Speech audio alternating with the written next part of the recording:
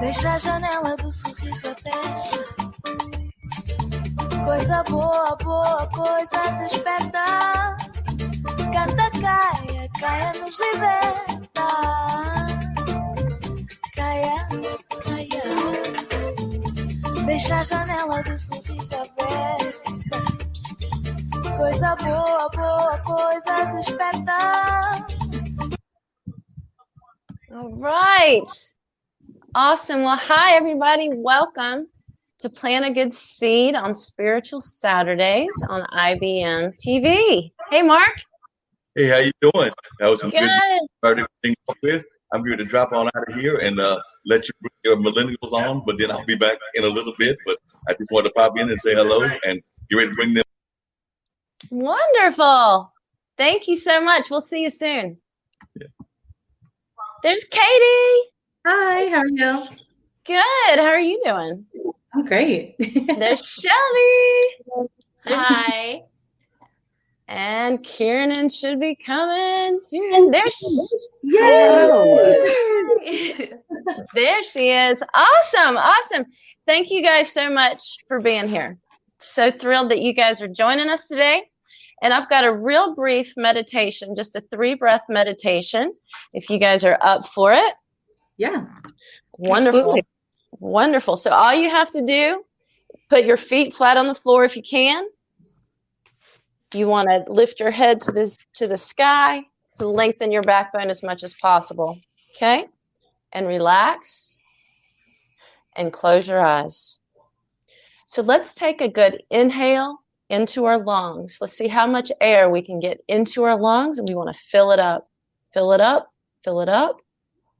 And now we want to exhale and release societal constructs, who society thinks you are and who you think society thinks you are. Let it go. Let's take another inhale. Inhale fully. Fill up your lungs. Press against those lymphatic ducts, front, sides, and rear. Now let's exhale. Let's release the ego, the sense of self, and desires of the ego. Let it all go.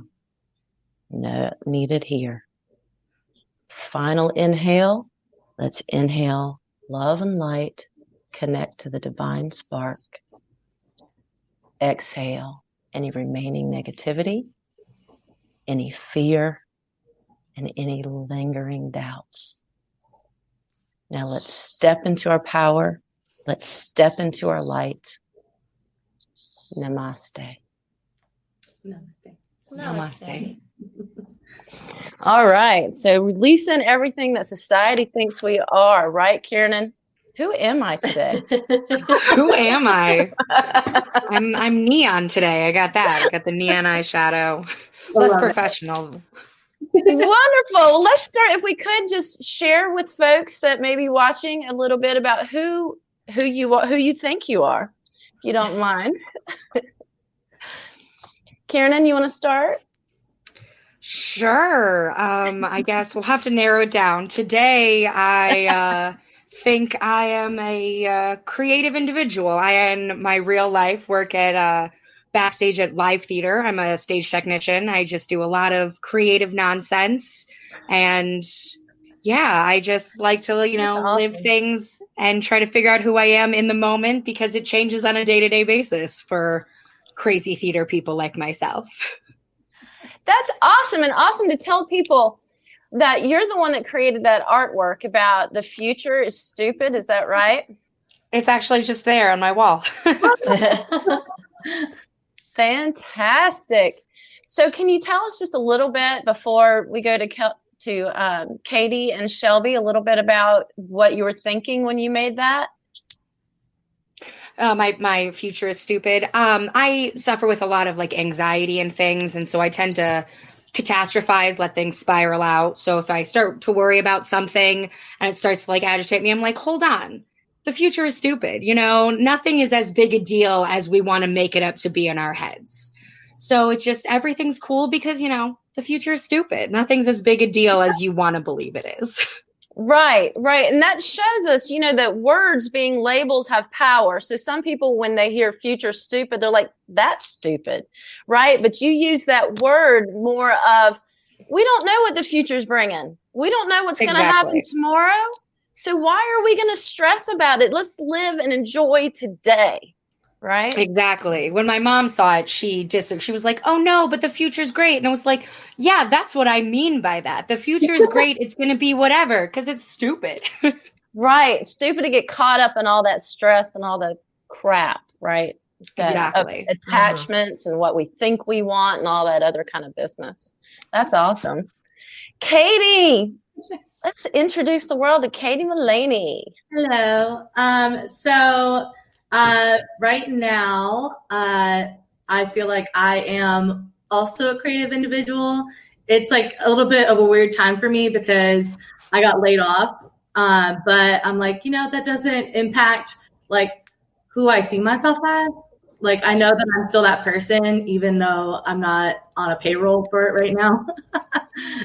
But to kind of make up for that, and it's maybe even bringing a little bit more value into my life, is I've got other side projects going on that are keeping me busy and just kind of giving me an outlet and helping other people. So I feel like that's where I'm getting like my, you know, sense of power and happiness right now.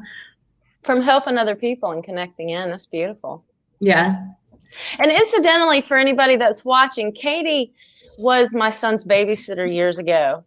And she came into my life at a certain time. And I think that I came into her life at a certain time. And she just has always really impressed me with her sense of work and her sense of truth, because she's always a seeker for what things mean and what are we going to do about it, right? And we got to move. We got to get the work done. We got to make the money so that we can have what we need. So I've always been very impressed by you, Katie.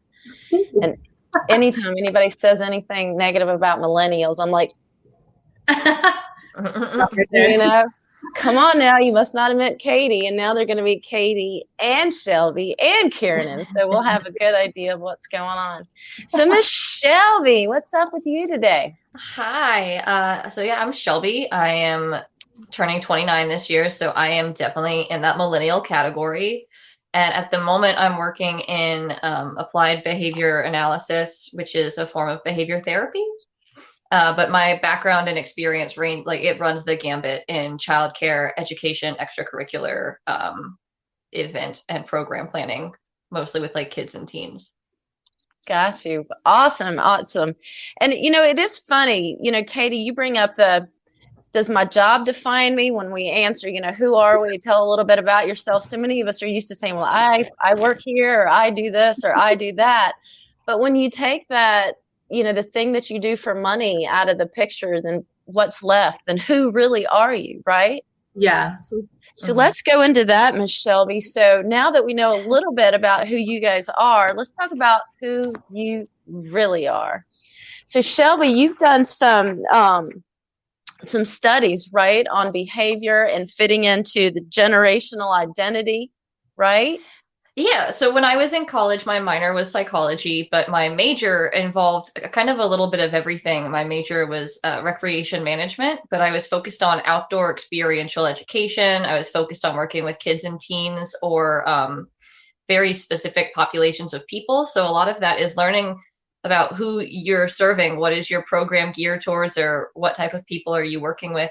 And when you look at that from a psychological standpoint, I got really interested in the developmental side of things. In developmental psychology, there are several existing theories that we've all kind of accepted hold some aspect of truth to them. And at this point, psychology kind of picks and chooses and pulls from each to support their theories and findings. But like Jung and Freud focused on these developmental milestones for when you're growing, the way your brain and your personality gets shaped. They kind of defined it by these different developmental stages. And what we're finding when we put that in to real world applications, and we keep looking into it more as time goes on, that not only is that the nature side of things and how the human mind develops, but also the nurture element and how that's impacted by a generational thing. And we're seeing that a lot now with terms like boomer, millennial, Generation Z, what happened to Generation X, who even is Generation X, like where do you fall? I wasn't a millennial when I was born because the millennium hasn't happened yet, but all of a sudden a 91 baby is a millennial. So I did a lot of research in that area and how we market to different age groups, how age groups like to define themselves, whether they identify more by their actual age or their cultural age. There are the idea of millennials who are raised by the very tail end of the boomer generation versus millennials that were raised by the beginning of Generation X, those like 80s parents. And there's just a lot of differences there in ways that we define ourselves by being, you know, like an elder millennial. Like I remember not having the internet, not having cell phones, and that's so not the case for the younger end of millennials. So yeah, it's just this really interesting world and way of looking at things is not only who we think we are, but like the science behind it, the way your brain makes you view yourself and the world around you at any given developmental stage. Yeah, I had a friend that was in pre-med, and he did this paper on what brains. It's interesting on the brain science itself, right? Because then we have the culture and we have what we think, you know, what the ego says we need to do, and we want to fit in and all this other kind of stuff. But his point, it's always fascinated me that our brains are really computers, and basically any new stimuli, they immediately want to put into a bucket, right? To simplify it and to make it so that we can handle all the stimuli, you know, it's just filing stuff away the whole day. And it's interesting, the identity with the generation and the descriptions of the generation, and even more so what you said about you weren't a millennial when you were born, but then you became a millennial. So your identity behind, you know, who you're with and who you follow, and if any of those, like when people say, for example, a couple things that I've heard them say recently, millennials are too sensitive, right? Yeah. So identify with that. I feel like most of the millennials I know are some of the most callous people I know. Like dark humor is where it's at. Morbid humor is how we get through life. I think what irks me about that is when people want to call millennials sensitive, it's like, first off, our humor would offend you, the way that we joke and laugh about things that you don't find funny. And secondly, it's not that we're sensitive, it's that we like care about the way other people feel. And we're also not afraid to speak up and call things out. And so people portray that as being sensitive. And in my mind, I'm like, no, I'm just not taking any of your garbage today. Like I'm very much not sensitive. Well, that's so interesting. And, you know, I don't mean to go in a totally different tangent, but, you know, a lot of times I'm just going to go ahead and go there. You know, the patriarchy never wants to deal with feelings. So if you bring up, a lot of times, depending on what circle you're in, but if you bring up compassion, if you bring up understanding, depending on who's in charge, right? Depending on who's in charge, that's not welcome here. Why are you talking about that? That doesn't matter because ROI, baby, return on investment. Feelings don't matter. But what we find is, from so many years of being callous and not caring about other people, that's part of how we're in the situation we're in today, you think? Yeah, absolutely. Yeah. So it's up to you guys. Come on now.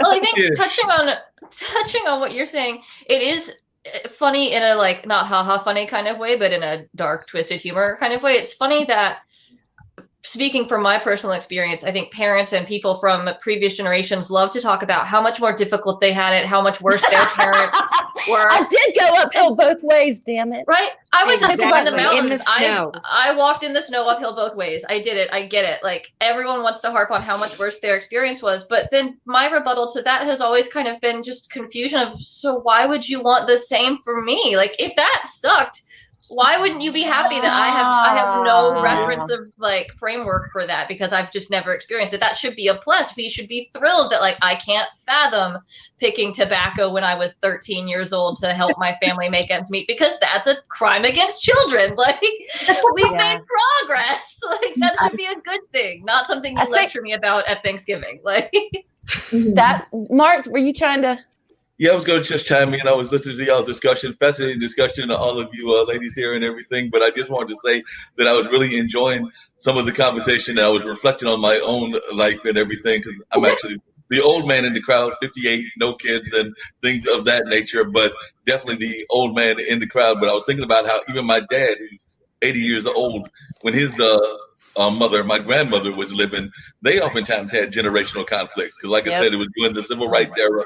And so dad was very much of a civil rights activist, was very much that kind of attitude of going and shaking up the trees a little bit and making changes, whereas grandma was a little bit more on the let's keep things even and not try to rock the boat kind of attitude, even though she was a radical woman herself. I mean, she set up the first African-American library there in Raleigh. So she did have some radical nature in her own self because the Richard B. Harrison Library is actually, she was the creator of that library there in Raleigh. So definitely she was her own way. But at the same time, she didn't necessarily want to hit the streets the way Martin Luther King, Malcolm X, and other folks were doing, which was more like what my dad was trying to do. So I've seen that. And the other thing that I was just curious to see about what the ladies think about this and everything is when I talk to folks that are younger, and I've got two nephews that are not quite y'all's age, they're actually much younger. They're like 11 and 12 and things of that nature. When I talk to them, or you just talk to young folks, that I try to talk to folks of all ages. That's just the way I was raised. I try to be very much about supporting people of all races, all ages, all creeds, just all of that kind of stuff. But when I talk to the younger folks, I sometimes get the feeling that y'all are not, the old-fashioned flavor was that I was the relic in the camp, meaning that I didn't have any kids, whereas I felt that a lot of the young ladies and the young men were not necessarily trying to rush into parenthood because, one, I get the feeling that a lot of y'all are not sure that what the world is going to look like or whether we were going to have a world. So because of that, y'all are like, I don't know if I want to bring people into this. So I want to know what your thoughts are about that, because I do know that sometimes when I talk to folks, they're like, no, I don't mind getting, having relationships, having emotional connections, but I'm really not trying to bring a young one into this world because, as Tish just alluded to, the world is kind of messed up right now, and a lot of times folks don't want to bring folks into that world. So I'm just wondering what your thoughts were on that.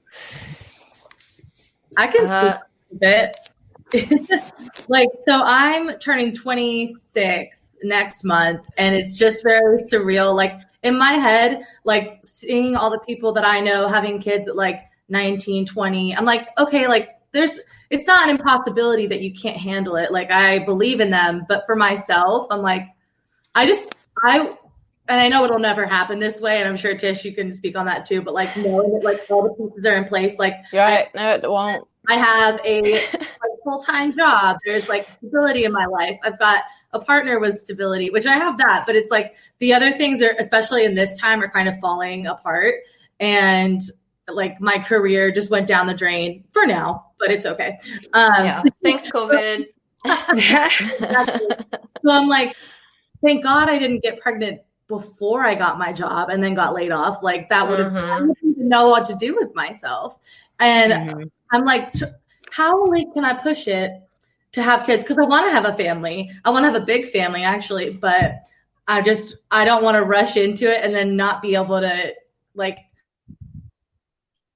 Yeah, I think, and we all kind of talked about parts of this when we were chatting last night, talking about how things were going to run today, where there's this idea that our parents had things figured out to a certain extent, but like looking back and talking to them now, and she's laughing as a parent. She's like, no, this is never ever the case. That was never a thing that happened. But in my mind, like my mom and dad decided that they wanted to have a baby, and then they had me, and like they had it all figured out. And talking to them now, looking back, I'm like, no, they were broke. My dad was young enlisted. They hadn't been married very long. Like they didn't have it figured out. And so I think there's like an amount of forgiveness you have to give yourself to like not be in the perfect spot and just decide like it's never going to feel perfect. Like it's never going to be like I feel completely confident in my ability to bring a human being into the world right now. Like who feels that way? Who has ever had that level of self-assuredness where they're like, I could handle, creating life. That's fine. So I think that's part of where a lot of us are stuck right now, is that like mental hurdle of like, I just have to do it. Like, I just have to accept that there's never a perfect time and pick the time that works best for me. And it's probably not now. It's not now. I definitely know it's not now. I don't know when it's going to be, but it's not now. I feel like also with our generation, there's kind of a more realization of like, climate change and the like state of the world as a whole. Like, in the 80s, there was this denial. There was Hairspray's not doing anything. In the 90s, they were like, okay, it might be doing something. So like, hold on. And then by, the time we were all like coming of age, more or less, we were like, oh, so the environment is like ruined. Yeah. So like, we're destroying this planet. Elon Musk better get on that going to Mars thing, because this may not go well. So it's like, do I really want to have a kid that's going to take up more resources? And rather than, just try to like save the planet first, or, personally like go towards like adopting kids that already exist who need families and need help, rather than making a new person. Like, I'd love to have a person that looks like me, but like people already exist and I like them. Yeah, and they need homes, and that's also a whole extra level of preparedness if you're going to look at adoption and you want to do like the eco-friendly thing of adoption. I don't know. Is that how they're marketing it? That it's eco-friendly to adopt? Eco-friendly. You're not making more people. We have enough of them. But yeah, it's like that's a whole other realm of responsibility and preparedness and issues you have to be braced for. That like that's another thing keeping kids around. Kids, we're adults. That's another thing keeping people my age kind of on that cusp of I'm maybe ready to start a family and settle down, but wow, everything's already weird right now. The idea of adding a brand new human into my weirdness it's too much. It's too much. If I can add, I'm sorry, Tish, but what do y'all young people think about the concept of like just the independence? Because so many of the young people that I know, whether they're in their 20s or their 30s, they're fiercely independent, which I love. And all of that stuff. But then at the same time, it gets in the way, because then that independence is why some of y'all, and I'm not saying it's y'all because I don't know y'all, but don't want to wear a mask and you want to get to hit the clubs and things of that nature. So I was just wondering how y'all take that when you hear the independence, because oftentimes when we hear this independence argument, it's the young people that are making it, because y'all are oftentimes the ones that are hitting the clubs and the bars and the things of that nature. And y'all don't necessarily want to wear the mask or do some other things that might be considered independent. Because I do think that a lot of young people are tremendously independent, or are trying to be more and more independent. Y'all have been in your parents' house forever. I know that's even like I have my brother's girlfriend is going to East Carolina, and I know she's just looking forward to going to East Carolina because she won't be with her mother and she won't be around my brother and that whole relationship. Not that she doesn't love them, but she's ready to go have some independence and have some freedom of her own. So I just wondered what your thoughts were of getting that independence in your 20s. Well, girls, if you don't mind, I'll pop in really quick because I think we can all speak to this one in a big way, just from what I know. We've all known each other since at least high school. I think Kiernan and Katie go even further back. But as someone who was independent and doing like adult responsibility things at a younger age, I think the independence factor for me was a lot more of, it's not that I don't want to wear a mask. I wear masks everywhere. I'm very much respectful of that. It's something we're doing as a community to keep each other safe. So that's not something I can really speak to. But the idea that independence is this big motivating factor for younger people, or that we're reaching it higher, I think that's just a weird conception that's in the news and what people want you to think about millennials, because I know we run the gambit. I have friends whose parents have paid for everything up until college, and then right after college, they jumped into their 40-hour-a-week office job, and they're doing like the cookie cutter lifestyle, and they're millennials, and they're fitting into their parents' version of like what that 40-hour work week lifestyle is supposed to look like. And they're getting married on track, and they're having kids on track, and their life is looking like a storybook. But I know plenty of other millennials that still live at home and don't really have a job or want a job. I know millennials that have had 4 jobs since high school. I know millennials that have changed careers 4 times since college, but are still like thriving in their industry. Hello. So I think it's just this, again, going back to people are so eager to label, and have their Yep. brain be able to just put you Yep. in this box where it's like, well, millennials are independent and they just don't want to be told what to do. It is something because we're all reaching this adulthood where I'm 28 years old and I have male family members that want to police what I'm posting on my Facebook. Yeah. And that is kind of that point where like you no longer pay any of my bills. I don't really see you except for family gatherings, and I love and support you, and I'm not going to intentionally cause harm, and I'll apologize when I'm wrong, but also like you're going to censor my social media posts. I'm a grown woman. I've been married. Like I understand the difficulty of like parents or the older generation stepping back and accepting that we're adults, because I think a lot of times we forget that we're adults and have like that realization a couple times a day where you like look around and you're like, oh, I'm in charge. Okay, that's right. Yep, I'm in charge.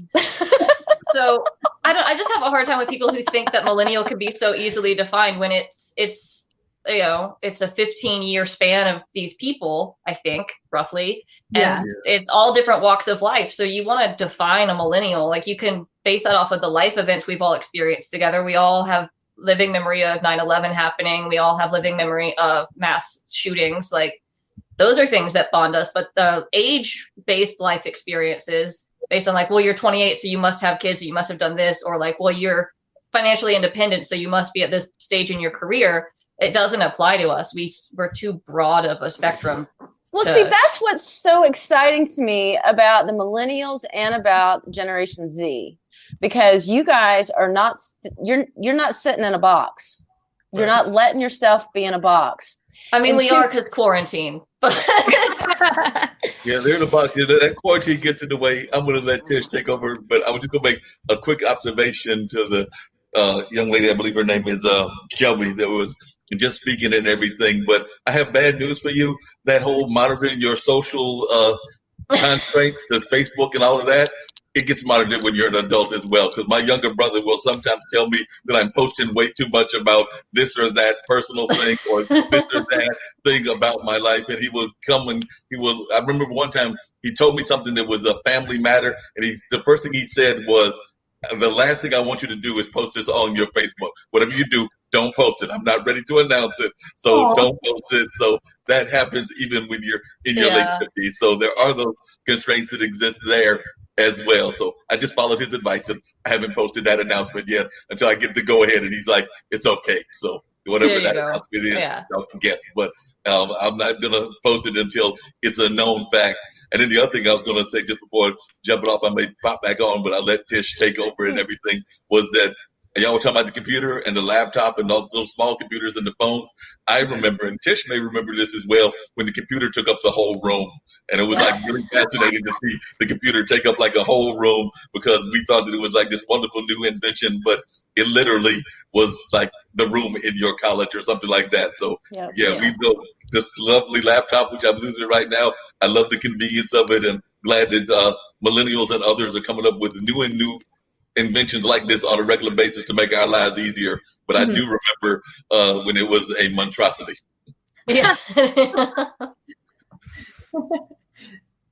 Yeah, a lot of things like that. We've definitely gone in I think, great direction. But then, I always bring ethics into it, like with the 5G and what it does to our brains and all of this other kind of business. And the fact that, that is a piece of, I guess, old generation or whatever. But it's also a piece for me of being an energy worker, is being in person, right?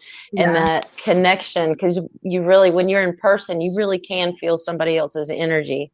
Hopefully people are feeling y'all's beautiful energy today, but there is something about being in person that technology can take away. But I'm glad now, because if we didn't have, like, I'm thinking back to like the 1918 Spanish flu. People, like, first of all, they didn't really have an understanding of what a virus even was, but had they had that knowledge and known to be like, all right, everybody separate, to the extent that we are trying to do today, like, I can't imagine how lonely they would feel. So I'm really grateful that we have this here to kind of connect us even virtually. But you say, but that's in our definition of lonely. Like if we lived in 1918, we wouldn't know about TV. We wouldn't know what other people are doing on the other side of the world. We wouldn't know what somebody's wearing. We wouldn't know what kind of shoes they have. It's just, You know, Also, think how big your family was at that point in time. God. Like everyone, like the average number of kids was like 5. Yeah. So what is lonely when you're one of 5 kids, you know? good Yeah. point. And Yeah. like single family homes weren't a thing. You lived with like not just your family, but your sister and her husband and their kids were either in the same building or like your family was on the block if you're in a more like urban setting. So I think just the way our society is structured has made this more interesting. And I mean, not to keep coming back to the same point, but we've become so diversified and so spread out that the way COVID is affecting people's lifestyles is so drastically different. My aunt lives in Chicago, and so she's like right in downtown Chicago in the old paper mill district. And hi, Shannon. And she came down to North Carolina, and we went into a rural part of the state, just very small family. We stayed socially distant. We wore masks if we went and did anything. We were conscious of like our impact that we were having, but we really wanted to see each other. And she noted just the difference in how North Carolina was handling it in this more rural area where it was like maybe 50% of the people we saw were wearing masks and no one on the beach was socially distant. Like kids were meeting from different groups and playing together, which is heartwarming and awesome. And that's what summer at the coast is to me, but also like, no, there is still a global pandemic happening, people. Like, We can love each other from a distance. right? This is my square on the beach. You go to your square on the beach. But yeah. Totally right. COVID. And I mean, you know, and I think COVID's definitely something that has, you know, Mark asked about millennials and being safe, but I'll tell you, I have people in my generation that are fighting it tooth and nail, making you know, all kinds of Facebook pages, and some of them even like a friend talking to me about another friend. Oh, she's going off the deep end. I can't even be friends with her anymore. Cause you know, it's just, some people have jumped on it so hard because they feel either way, right? Like wear your mask or don't wear your mask. And it's really like dividing people, which is really amazing to me. So I don't think the wear a mask, don't wear a mask, I don't see it as a generational thing. I think about it as, you know, an individual thing. And I haven't yet been able to attach these kind of people are the ones that do, because I have liberal friends that do and liberal friends that don't. You know, I've got conservative friends that do and conservative friends that don't. Old that do. Yeah, it's kind of across the board. And it's, I forget who had this article. I have to go back and look for it because it was really well written. But they were pointing out how part of how quarantine is like a double-edged sword is that if you're staying inside and you are isolating, like that is the best thing to do as far as like flattening the curve. However, if you're just online and doing things virtually and you're not having that human contact, that I mean, our generation saw it with MySpace and what was that stupid, really toxic one where you could just anonymously send people things, Formspring or something, and it got so it gets so toxic because you're doing all of these interactions from behind. I blocked that out. Oh yeah, because it was awful. So bad. Because you're hidden behind this screen and there are no real consequences. I mean, people are kind of wising up to it and like exposing people who are like racist or problematic online. But for a large part of the population, it's totally fine for them to hop on their Facebook and post really ignorant things or post really divisive statements about masks or no masks or Trump or not Trump or whatever you want to delve into. You bring up such a great point. It's about, all right, so we're talking about identity, right? Who am I? But then your point in that other platform is when people don't have a label, right? Then they do all kinds of stuff, right? Which brings up the whole, you know, is our identity just a front?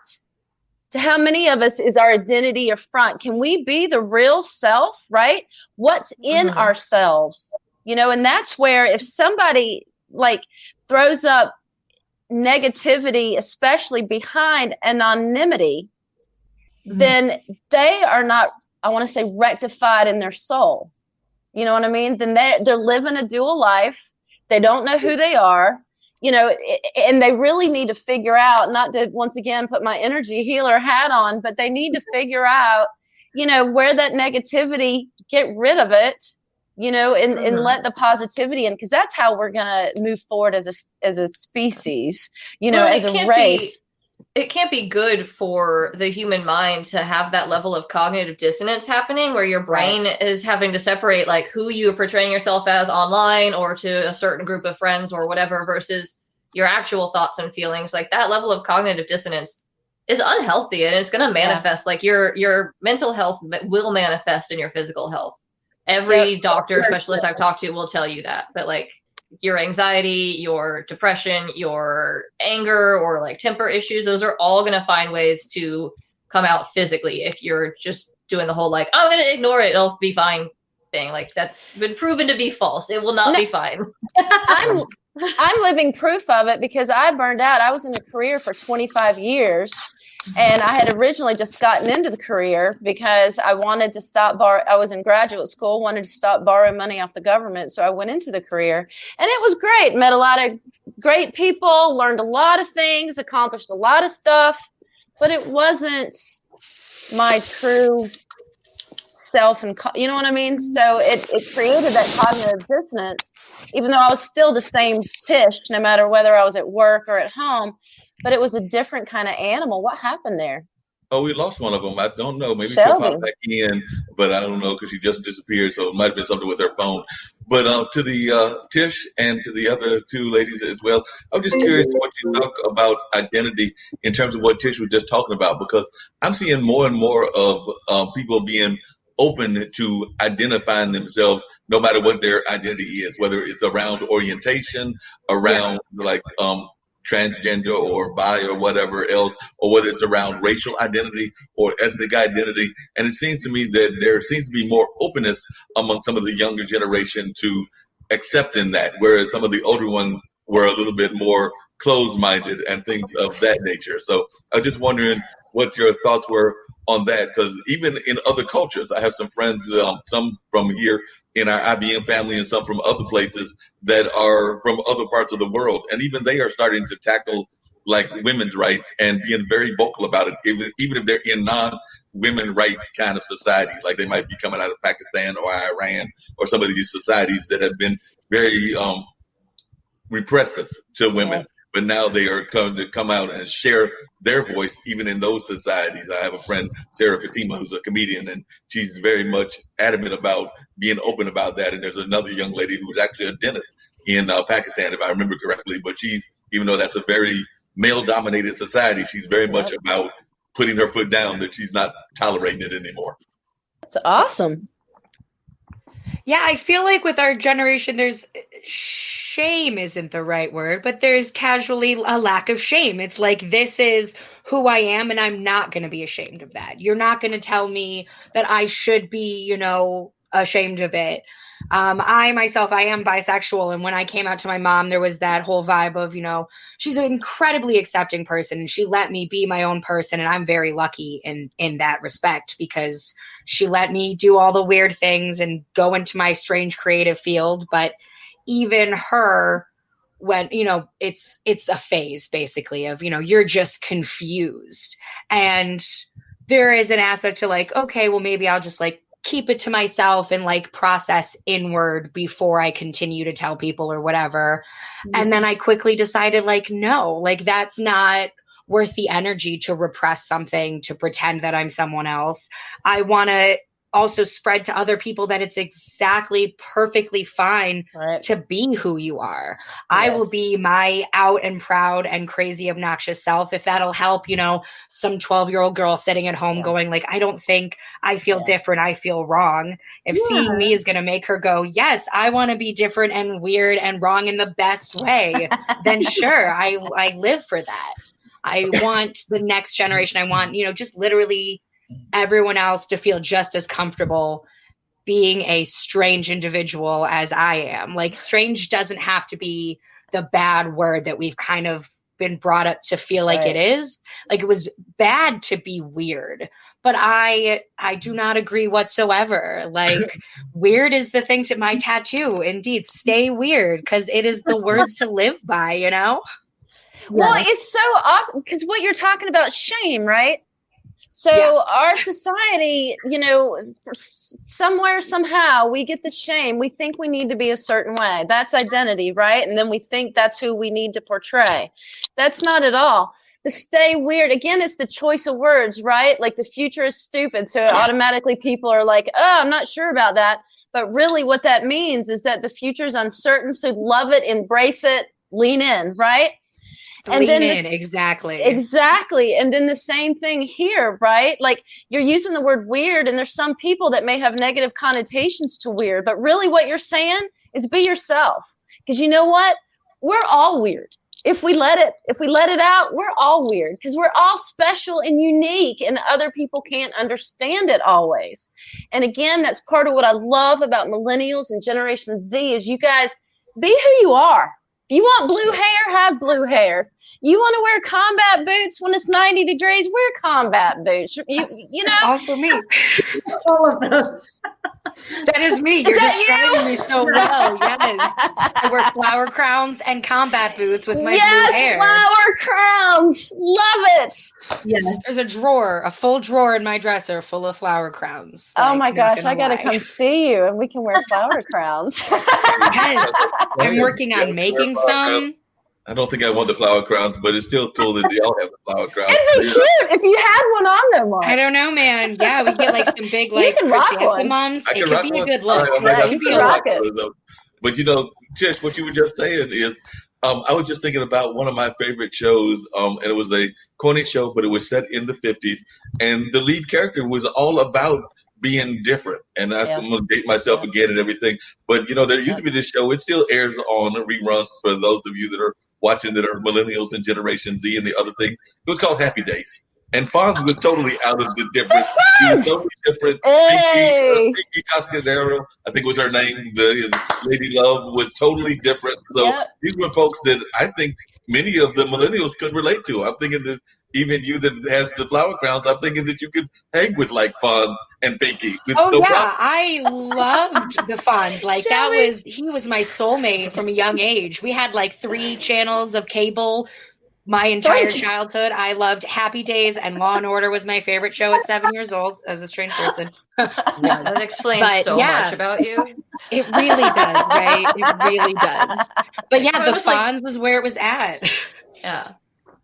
Yeah, no, just exactly. I grew up a slightly different life than a lot of my peers. So I feel like, because I mean, like immediately behind me, we've got, you know, James Dean and John Lennon, and then Janis Joplin is my hero. And so I grew up that we kind of talked about this last night in our, you know, pre-podcast talk, but about like the difference in millennials being raised by like the Gen Xers or the boomers, where boomers seemed to be a bit more like the helicopter parents, and my parents were Gen X and they had very helicopter parents, and were, you know, my mom went to Catholic school K through 12. So she was very controlled, and her stance to it, you know, when it came to parenting was like, just do what you want, you know, like if the more they were controlled, my mom at least, the more she rebelled and did the wild, crazy things. So she was like, if you tell me about your rebellion, if we dye your hair together, if, you know, then you're not going to go be a crazy person. I, in fact, call my mom Susan, which confuses a lot of people. Not out of rebellion, just because, like, it's her first name, and it's really hard to find your mom in a grocery store when you yell mom. It is much easier to find her when you yell Susan. Ladies pop out. Like exactly. At most, I get like 3 Susans, but, you know, I'll find mine. Polo. Exactly. Oh my God, yes. But, you know, so I had the chill parent of just, you know, you do what you want. We latchkey kid there. So, you know, it was go home. We have just like the 3 basic cable channels. Don't tell your friends you watched Law and Order, and then just, you know, make dinner for yourself and be a person. Like, you do you, and then just like, don't burn the house down. Those were the rules. Easy rules. which I guess a lot of other like people my age didn't. They had the, but the, you know, you can only watch these shows. We have like the parenting locks on all the channels. My and things TV like was that. always parental control blocked. Like I wasn't allowed to have video games. I wasn't allowed to watch like what was the Nickelodeon's teenage channel that they had for a while? The Inn or whatever. That had like Degrassi and everything on it. Like that was blocked. Yeah, it was Degrassi. Yeah, my mom would like not let me watch the Amanda Show when I was a little kid. Like stuff that was pretty innocent, but she just found it obnoxious. Like was banned in our household. I was very sheltered up until about 16, and then I wasn't. And then we met. I wonder if those 2 things coincide. So we've only got about another 15, 16 minutes. So Kiernan, I want to know what's in your purse today. Oh my gosh. Oh goodness. Okay. Because so- the point, just explain a little bit about your purse, if you would, Kiernan, about your Before this identity. goes, I'm my placing identity a related bet. to my purse. $5 says that there is some sort of hardware in her purse. I'm placing my bet now. Ooh, $5 let's see. says you have hardware Katie? in your bag. So, do you want to place a bet on what's in my bag too, Basil? Or Mulaney? I guarantee you've got like a Gerber tool of some kind, maybe a hammer. Okay. I think there's So, my I'm gonna play it brother safe. was. I'm gonna play it safe. Is there like some old music in your bag somewhere? That's my bet. That there's some old music in there somewhere. I think just the music would be on my phone. But just for a little backstory on the bag, my brother was a Boy Scout, as you know, brothers often are. And my mom did not, as you know, addressed with the latchkey thing, she did not want to have to pay for the babysitter while he went to Boy Scout meetings. So I was an honorary Boy Scout. And the tying knots did not really stay with me too well. I didn't get those But either. the be prepared over, words, mantra, be prepared, has stuck with me forever. So this purse contains enough to possibly save me from the apocalypse. I've often joked a little seriously that if I were to be trapped on, the desert island situation with this bag, I could live at least a month. Like I've got a You'd be Cliff okay. Bar in here. Yeah. I have the tools. I know how to make a snare. That I remembered from Boy Scouts.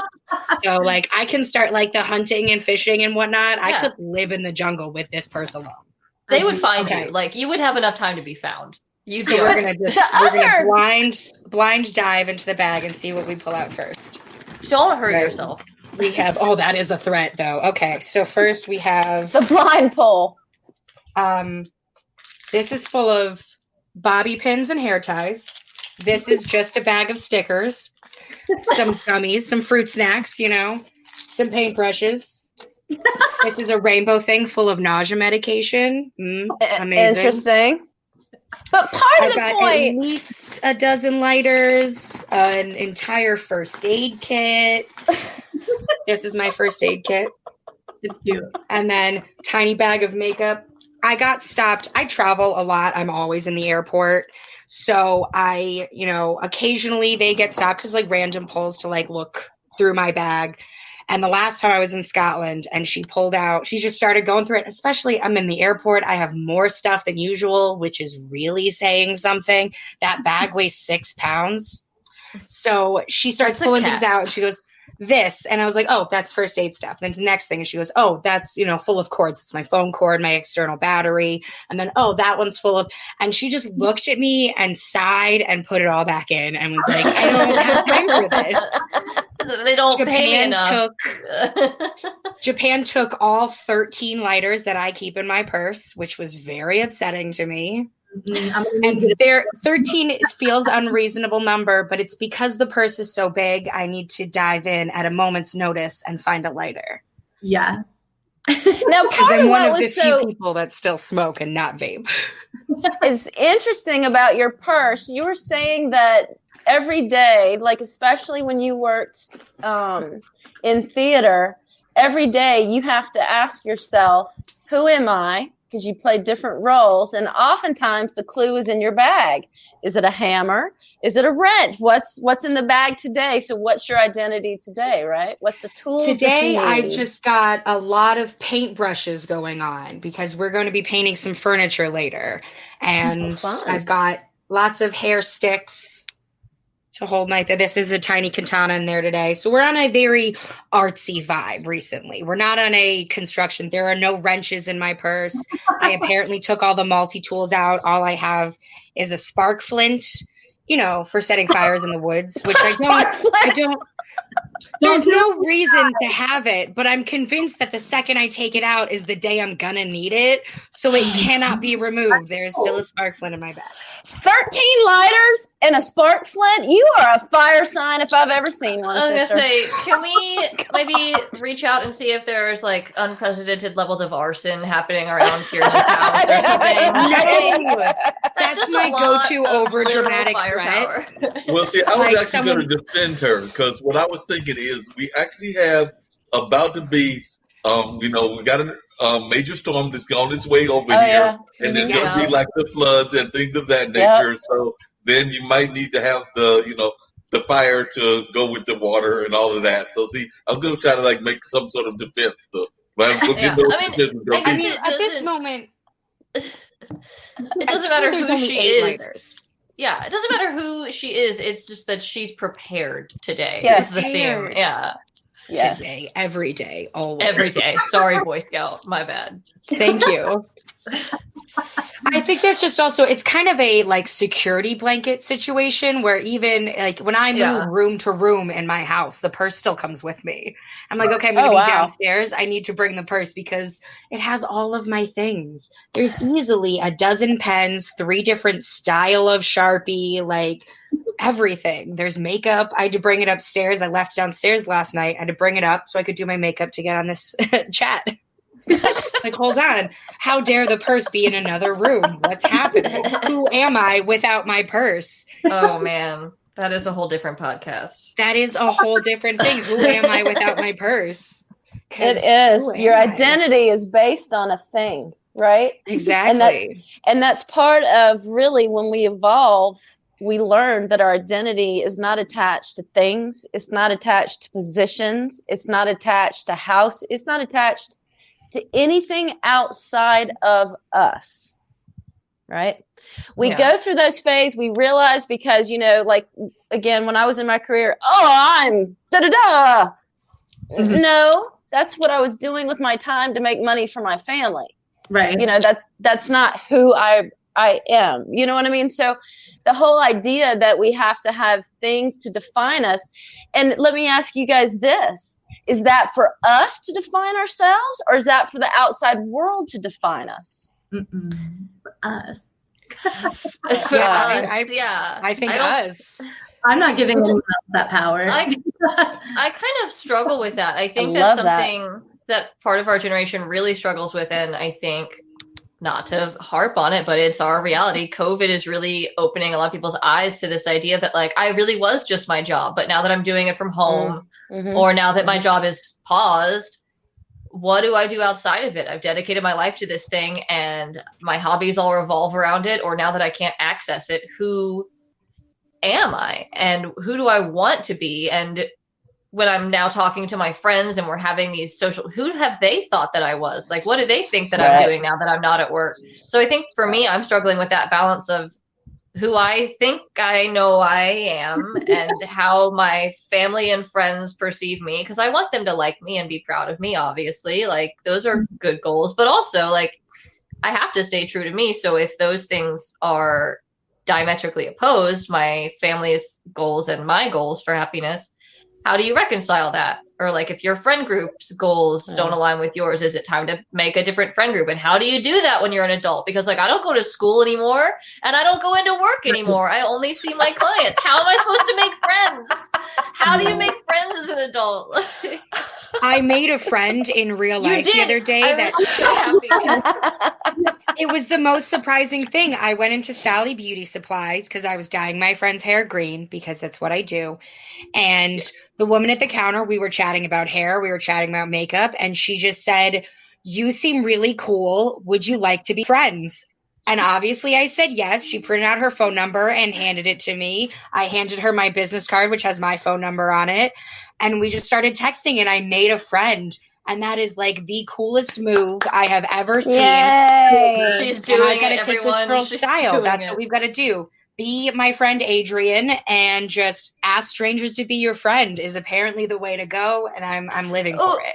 Maybe Well, I let's, have for any lived in- young, impressionable listeners, maybe don't ask strangers to be your friend. Maybe That's a good point. I mean, people that you to talk to be- and seem nice.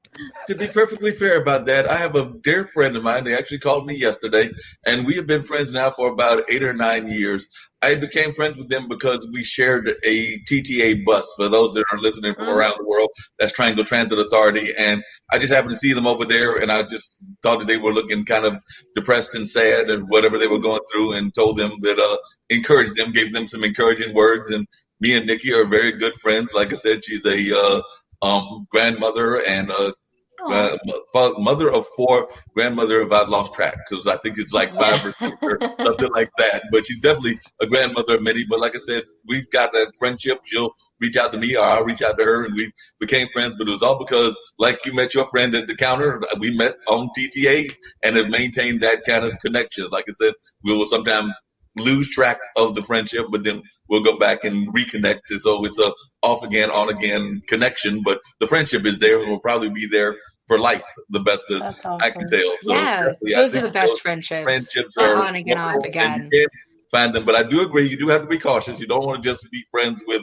everybody. So you have to find No, common with crazy ground. I'm boys thinking on of the street like with eager purple lipstick 13-year-old Shelby. Who was just like, Yes. oh my You god, don't- yeah, I'm friends with everyone. And like, no, she doesn't need to ask strangers to be her friend. She is a target. However, now that you mention that, I do think some of my best friends that I've made as an adult have been those random encounters, and it's been an interesting Yeah. like learning curve. Is that, you know, the like Kieran and I, our encounter that made us friends was just a random moment in probably what, like a theater rehearsal or something. High school theater, yes, indeed. That's Yeah. where I meet everybody, And unless we So- happen to share names.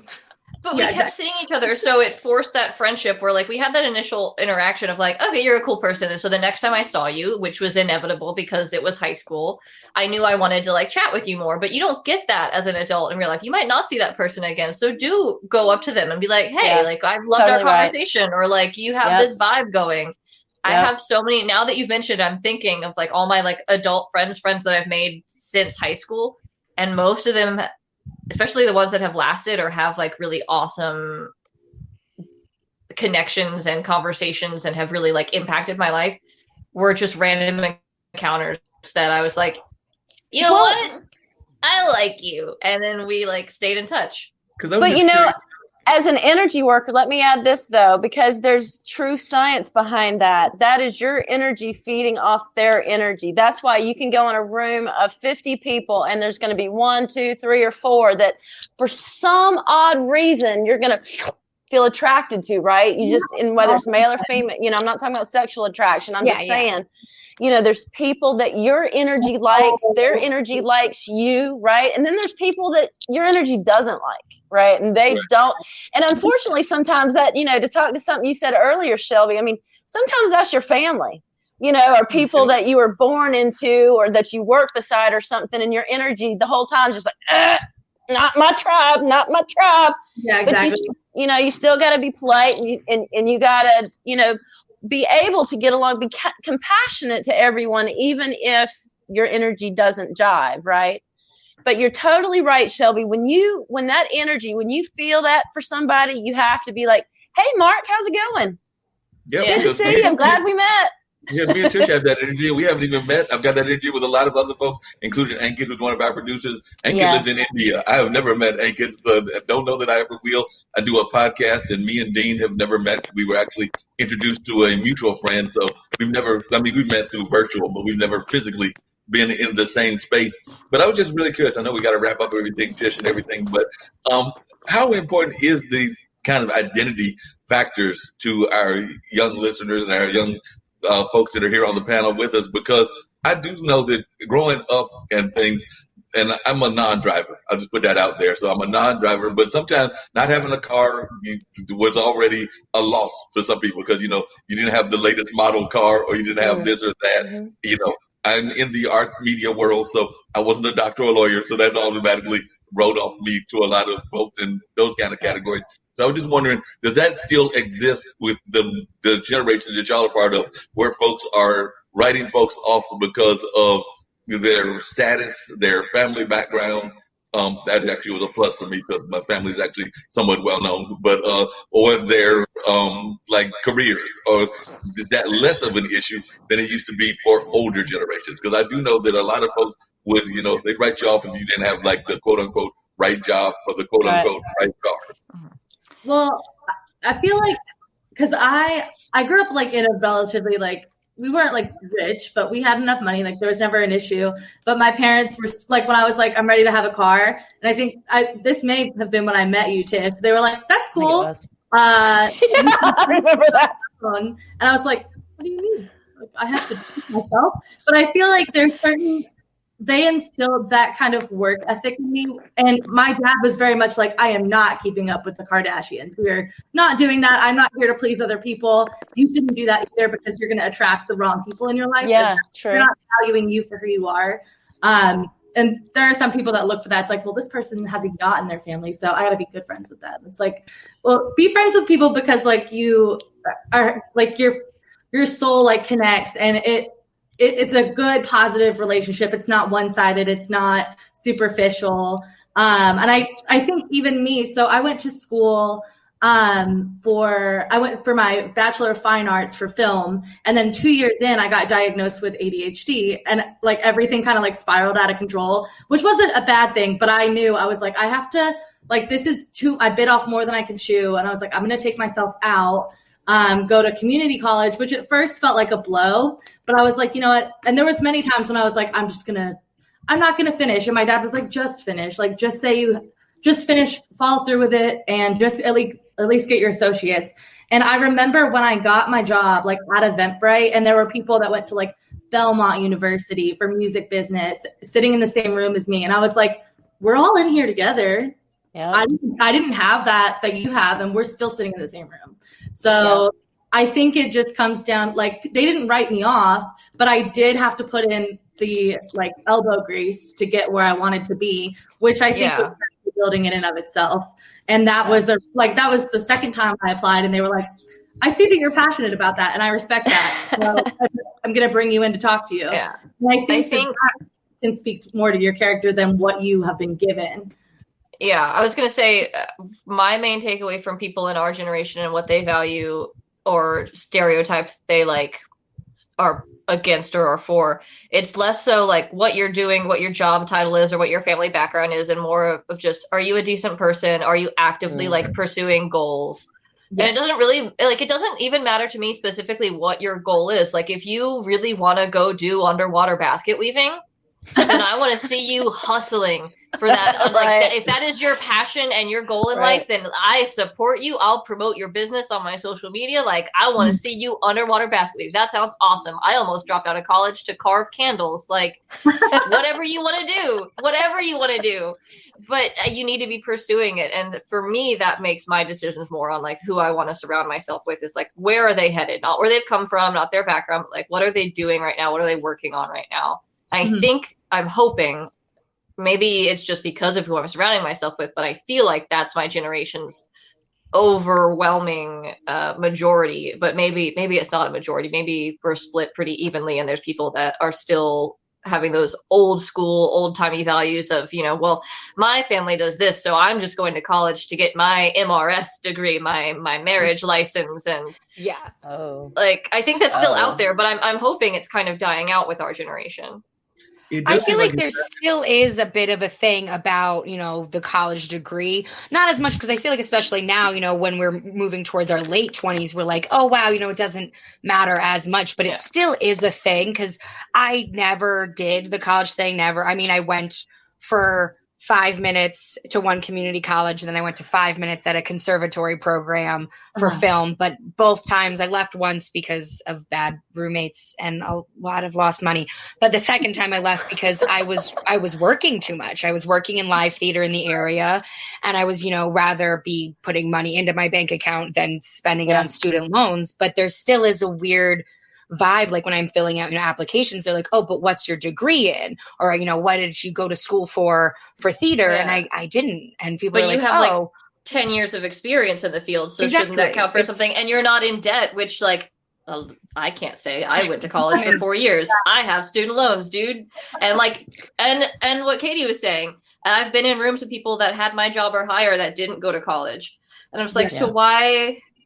I mean, I loved my college. I love my experience, but like, I am in debt, and it's this degree that I'm just like, I learned a lot. I understand the benefits, but at the same time, some of what I really wanted to accomplish and some of the best jobs, I really didn't need to have spent that much money on my education. Like an associate's would have done in a pinch. Yeah. So I think it is like this kind of this reframing where people are realizing like, I can do what I want to do, and I don't have to go that traditional, just debt suffocating route. I can do a certification at a local community college or a conservatory or an internship program where then I'm just in the company and can go from there. Like they know me and have built me from the ground up, and I work my way up through the company. I think our generation is viewing themselves outside of that traditional 40-hour work week of that. Like, I went to school for business. Now I work in a business office and I'm a businessman. Like we don't really do that. Is that, that whole thing is a fallacy, actually, because, have you guys ever read Rich Dad, Poor Dad? Mm-hmm. If you haven't, you should. And it basically talks about what you just said. We want to work hard and we want to go get a job and work hard for somebody else to make a lot of money, right? And so my hope is on y'all's generation and Generation Z. I've put so much faith in you guys, man. But seriously, to break loose of those chains, right? If you do want to go to college, rock it out. But then, what are you going to do with it? Are you just going to sit and do what somebody else tells you to do for the next 45 years? Like I had somebody look at my car this morning. He's like, yeah, I've been doing this for 45 years. I'm like, bless your heart. Because he didn't seem happy. He didn't make money. He's got some freedoms, but the people that own the automobile stations are the ones that made the money. Right. So the point is to figure out who you are, what makes your soul spark, right? Like what you were talking about, Katie, earlier. What makes you really come alive? And follow that. You don't have to do what somebody else did. I mean, there's enough people of y'all's generation that you don't have to follow, the traditional route, just like you're saying, Shelby. You don't have to. I know when I was hiring people, I've hired a lot of people in my life. Sometimes I'd put that college education on there, but one thing that working in home building for 25 years taught me is that education doesn't make you smart, and an education doesn't make you capable. There are so many incredible people that move to this country that can barely speak the language and wind up learning how to work the system that's in place and make so much more money than people that, paid student loans for 15 years. Yeah, I was going to say 15 years, try 30 or 40 years. Shelby, I hate to tell you this, but I'm still paying off my loans. And like I said earlier, I'm 58 and I'm still paying them off. So I know that can last a while, unfortunately. And you were talking about folks with that mentality and that kind of mentality. While he might not be my favorite person in the world, and I know somebody mentioned Elon Musk, I do have a great deal of respect for him on some levels, but there's also Bill Gates, and Bill Gates dropped out of college. Melinda might have actually gone to. And that's what I was going to say is our generation has seen so many examples of people who have been groundbreakers, revolutionaries, who've made it, YouTube became a viable career option in our lifetime. Internet persona, a trend setter, or an influencer, like those are careers that our generation made. And as silly as they might be, it really doesn't matter. That person is happy, and that person is pursuing their goals and living. Well, who's really happy? What is happy? But a perfect example of that is KSI. What is happening? My son loves to watch, or used to watch, this guy, this personality, KSI. And he has made he just started as a little YouTuber guy, right?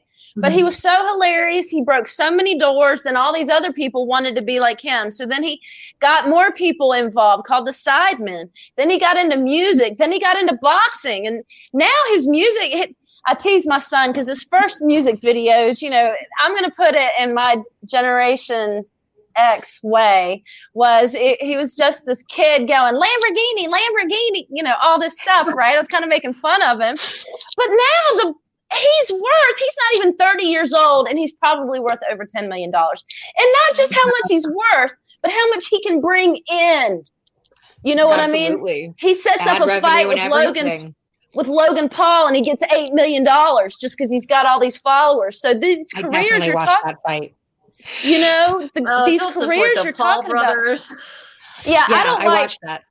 I wanted to see him get beat up. Who doesn't want to see a Paul brother get beat up like that? If it's going to put money in his overinflated pockets, I'm set. I can't stand either of them. I really wanted to. When Shane Dawson did that whole expose on Jake Paul, I was like, maybe I'll. But then Jake Paul. The problem was that Jake Paul kept being Jake Paul after the series was over, and I was like, oh, I almost liked you for half a minute, and then I saw more of your tweets and your posts, and no, you're just really skeezy and awful, but Yeah, that seems to be his life goal, and he's making a career of it. So more power to you. It's the millennial dream of America. I was Like, going to say, it's millennials are also having become some very amazing popular because I actually millennial stumbled dream across to a be show that just I had like, never heard about till yesterday, and I was flipping through something called WeTV, and it was a show on TV, and there were some characters that were millennials, and it was a show called Love After Lockdown, and I'm sitting there going like, why am I watching this? This is a train wreck.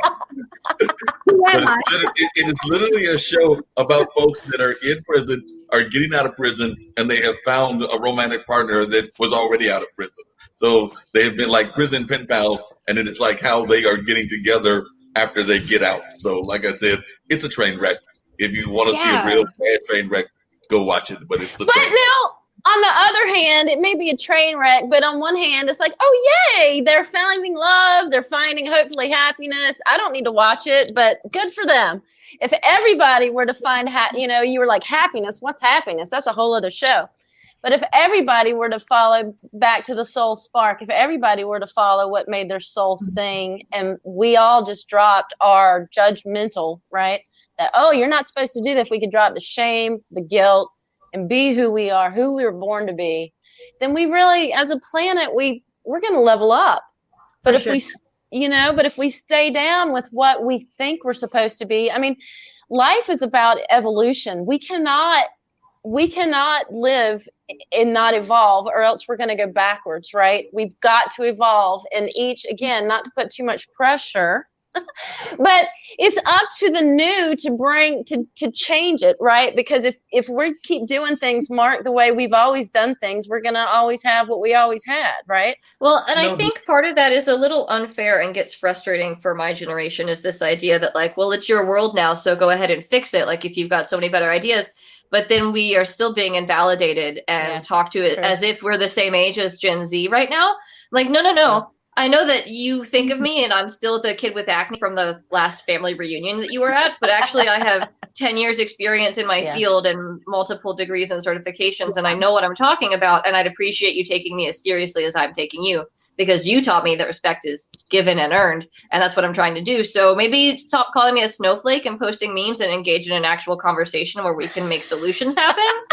Like, I'm just a little frustrated. Like, which side of me do you want? Do you want me to be like your little niece, or do you want me to actually make solutions with you? Because I'm ready for one conversation and you don't seem ready for it. So, like, that's kind of where I'm at with the whole, like, millennials are snowflakes, millennials are sensitive. I'm like, every time I try and have an actual conversation with someone calling me a snowflake millennial, they're already enraged and, like, spitting in my face as they yell at me. And I'm just here like, I have some carefully compiled research and some work experience that I would love to discuss with you and see if we can reach an agreement. But you take a moment and you calm down. Yeah, Shelby, I don't know which one of the other ladies mentioned it, but they were talking about the early ways that families used to be, and the fact that the families would be all in one area and things of that nature. And I think that is kind of what we're getting now from the millennial generation, because I have a very dear friend that's in the apartment complex that I'm in now. We run into each other every once in a while, but she's much younger. She's like 30, and there's no romantic kind of thing going on. It's just a very good friendship. And that, because I get the impression that some of the millennials are not as constrained about ageism and age kind of qualities, that as long as you're trying to treat them normally and with respect. And we talk about the fact that she's from Brazil and the garden, and we've actually kind of mutually adopted a rabbit. Well, 2 rabbits. Nice. A rabbit in the neighborhood, and we were like, hey, it's our rabbit. We'll go ahead and there you go. Yeah. But it's our mutually adopted rabbit. But there's nothing like other than a mutual friendship that's going on. But I think she's turning 30 next month. And like I said, I'm 58, so I'm double her age. But it's that energy. One of my best friends is 68 years old. Energy. Like, it's age is really, and I don't mean that, like you're saying, like, this is not something that I'm speaking of from like a romantic or sexual area at all. But really, like, as long as you're treated with respect and we click, that going back to what you were saying, the energy or whatever, one of my best friends that I have like the best talks with and really like value his opinion, and I take his word with like a really heavy weight to it, is like 68. and we do the crossword together when we see each other. This is way pre-COVID, but like he's one of my closest friends. He's like the coolest person. He's 68, and I'm sure people think weird things when they see us like out to dinner together because I'm very baby faced still. But yeah, like age is just a number. If you're clicking with someone, if you're having conversations and learning and growing and enjoying each other, then like I don't care if you're a boomer. I don't hate boomers. That's the other thing too, is like everyone's like, well, you're a liberal and I hate you, and you're going to hate me because I'm a conservative, or I'm a boomer, so all millennials hate me, or I'm like a white man, so I'm the villain now, I guess. It's like, that's not how anyone is viewing you. That's how you're feeling based on your perception of the world around you. Yeah, like I'm coming in so open to meet everyone that I meet. I am incredibly nice. I am like, I call myself a target. I'm empathetic, and I have like this very sweet, approachable face, and I'm good with kids, and I'm good with adapting to different levels of conversation and different types of people. I grew up around a vast variety of human beings that I got to interact with as a kid and a young adult. So like, I'm always open. But if you're going to come in and yell at me about being a snowflake, like you're the one not being open and buying into stereotypes. Sure. I haven't made any assumptions about you. I'm here to have a good time and like vibe with people. Oh yeah, absolutely. I, work with stagehands. Like, sure, a lot of the people in my industry, the actors and whatnot, are all young, and that's what you think of when you think, theater and actors, you think young people. All the guys I work with backstage, the youngest guy after me is 39 years old. And then next person older than him is 47. So like everybody I work with is, older, crotchety white guys, good old boy style. And yet we talk about the silliest things. We all have conversations since, the apocalypse has happened. All the theater people were all out of work, which is also questioning who are we now.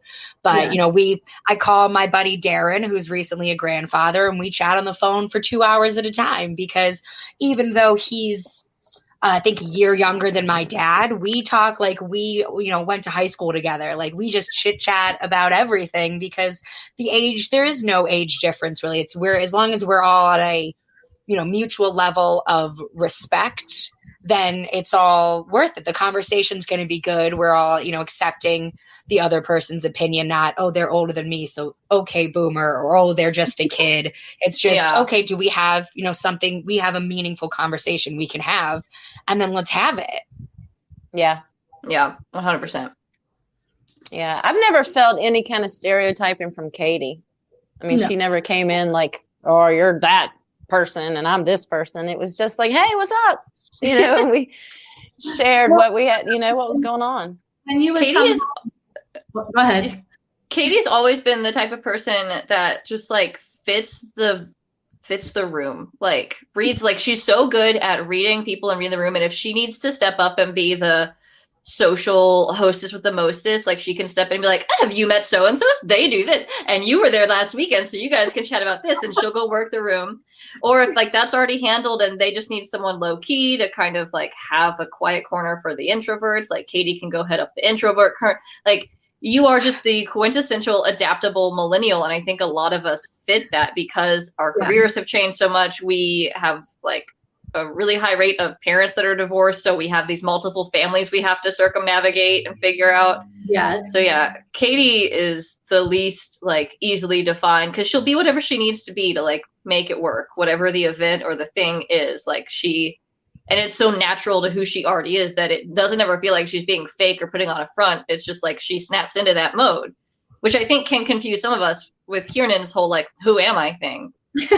It's like, okay, at any given event, like, all right, I am the designated driver, so I will not be much fun, and I will not be making jokes, and I will not be singing any karaoke, but I will get you home safe, and you can count on me to hold your hair back or something. Wait a minute, we're not going to get any karaoke from you? I'm highly disappointed. But, it doesn't take much encouraging. It doesn't take much encouraging. As the old man in this room, even on a DV night, I'm still karaokeing. There's a group of folks that do this virtual dance party. And, you get to click a magic button, and then you get to put yourself on the screen. I am the world's worst dancer, but I hit the magic button because they keep enticing you to do it. So then I dance on the screen, making a complete fool of myself, or trying yoga, making a complete fool of myself as well. I'm here for that, though. I'm here for making a fool of yourself at all points in I time. know, here's I Karen. started vlogging for that purpose. I was like, who wants to see me be really weird today? Let's do this. You don't Made a have a video say of in the me dyeing matter. my hair. It's happening anyway. Like, I mean, that's just basically like, have you entered my presence whatsoever? yeah. I get compliments from strangers on the street. I was doing my makeup one time and my whole purse toppled over and I just looked at it and went, awesome, and then continued. And a random guy went, I love your style. I was like, embrace the ridiculous. Let's just continue this. Exactly. Well, I think Constantly question who you are and just be whoever. because when you brought this up earlier about like just kind of being like authentically yourself, it can be a little scary to like let loose of those like chains and be like, I'm just gonna crack a joke here because I feel like there's some tension and I want to disperse that in the room right now. And then as soon as you do that, people are like, oh, like I like that girl, like she's cool, she can adapt, like you said. And I have always tried to embrace that because I'm like, the thing I hate the most is like feeling that like no one knows how to act right now. Tension that You're in a new group of people and you're like, well, none of us, let's go around the room and say something about each other. And that's awkward. And then it's like you inject some humor into the situation, people can kind of they have permission to let loose as well. And then when you give yourself that permission to be who you are, you're going to naturally attract the people that are going to fit into your life. And because that's when I feel like when I haven't been that person, I'm like, why are there all these random people in my life that I'm not getting anything out of these relationships? I'm like, oh, I'm not being myself around them. So I think I quickly adapted like how to behave in different situations because I'm like, I want to attract the people that are comfortable being weird and silly because that's the person that I want to be. And I want to attract people that are like feeling the group. I want to attract the type of people that can read a room. So that's the type of person I'm going to be. And even if it backfires and I like say something stupid or it gets really cringy, then like that's going to attract someone who like is equally empathetic and is like cringing on my behalf, and we can make eye contact and they'll be like, that was awkward. I'll be like, yes, it was. And now I have my awkward buddy for the night. Well, I can definitely relate because I'm seen as the empathetic one as well, usually in any situation. So I usually pop in there and I'm Mr. Empathetic and things along those natures. But I was just curious to all of you on the panel, Tish included, how do you all deal with getting rid of those toxic people? Because there are toxic people in our lives, and the family ones we have to deal with. But how do you get rid of the ones or put them on downplay those that are in your social circles? Because there are oftentimes those toxic people that are even in your social circles. So how do y'all deal with that when you find those folks?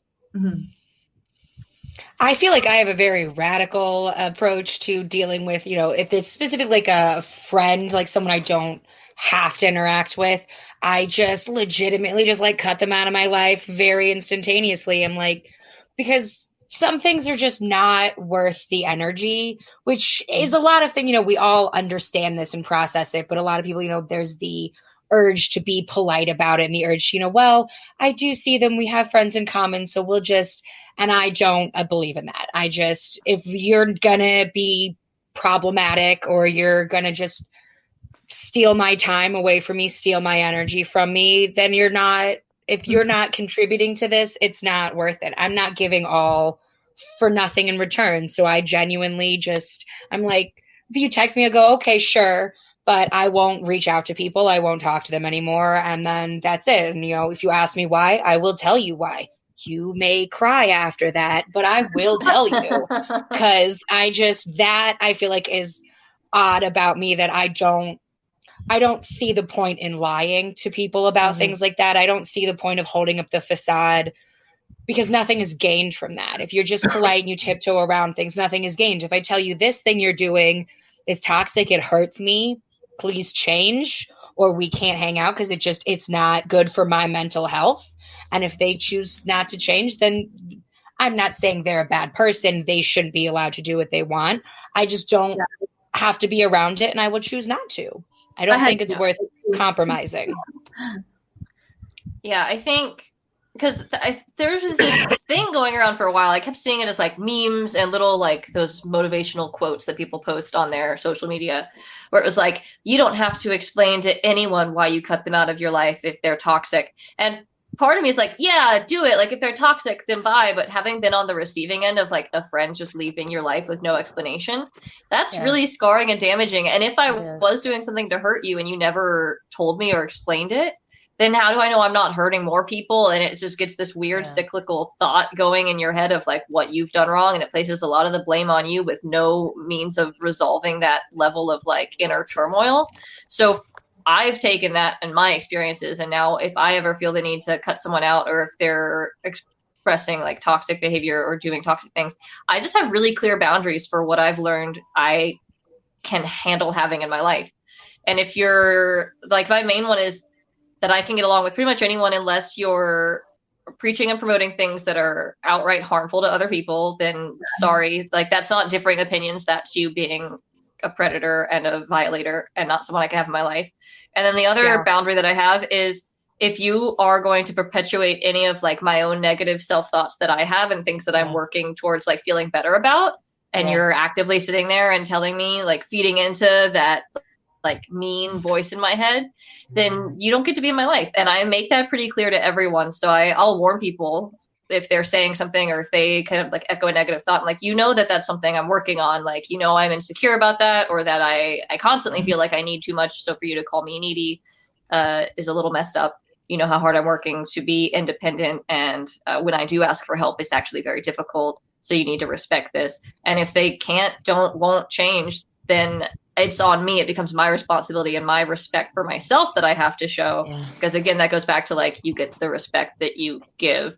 And I give myself the respect to like enforce those boundaries. And so I have had to kick some people out of my life, but they were given fair warning and like told why. I really can't get behind that whole, like, you can just leave any toxic person with no explanation. Like that's toxic too. Like that does damage at the same time as you like resolving your damage. Relevant there. Like I think you should. And as you get older, you will start understanding like when a boundary has been violated, even though you couldn't articulate it before. Now you're like, yeah, I'm not doing that again. I'm not putting up with that behavior from anybody in my life. So then you're like clear with the relationships you have. And then the new ones you have, you're like, hey, just so you know, if X, Y, and Z ever happens, I'm going to have to like put a stop to this. And then that's their fair warning. It's like, if that happens, there's no surprise why I have to cut you out. And I'm not responding to your texts because I'm not investing my energy into someone that's draining mine. Yeah, and I would want to know like their limits too, is what are things that I'm doing that might push you away, or things that would be like a hard limit for you, even, and again, like not romantically or anything, but just like friendship wise. Like, are you the type of person where we can go a month without Snapchatting and then I send you just a silly video and we pick right back up? Or are you going to be like, you only message me when you need something? And it's like, no, it's just like, we're busy and this is how I do friendship. So. Right, exactly. I haven't been good at removing toxic people. I have had for so many decades this belief that everybody's good and just things happen to them.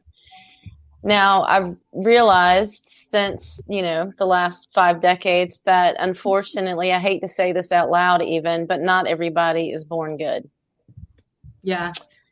And I've had to come to terms with that because I've given some people so many chances over and over and over and over and over and over and over and over and over, never again. I swear, right? Till it kills me, till I lose me, right? And this is both friendships and lovers, if you will. And so I swung the other way and kind of closed up shop and didn't let anybody in. Mm-hmm. And now I'm letting people in, but I'm listening to my energy, right? If I meet you and my energy goes, woo, and I'm like, hey, what's up? But if I meet you and my energy goes, oh, then, so I'm trying to not cut it off at the past, but almost cut it off at the past because I know my heart will get involved and I will try to carry you 100 miles. And that's not my job. Right. Oh yeah. So this is super cheesy and I'm about like 10 years too late for this little like promo, but the book Eat, Pray, Love by Elizabeth Gilbert is really, it's so cheesy. It's like, it's in the Hall of Fame of like cheesy girl anthem type books. However, there is this line in the first few chapters where she's describing her her style of loving, how she loves people, how she gives love in her life. And it resonated so hard with me when I was in college, where I'm paraphrasing. It's like, if I love you with everything I have. You can have my time, my money, my dog's time, my dog's money. If I don't have those things to give you, I'll give you a rain check, a sun check, a rainbow in the sky check. Like, this is a big long thing about like how your style of love is to give and to give and to give and to give. And then when there's nothing left for me to give, the only way for me to get over you is to fall head over heels in love with someone new. And it took me a while to realize, like, that's how I was loving, is that I can't bring myself to walk away from a person. I'm going to keep giving and like trying to fix them and help them. And it's my fault, or there's more things I could do and try.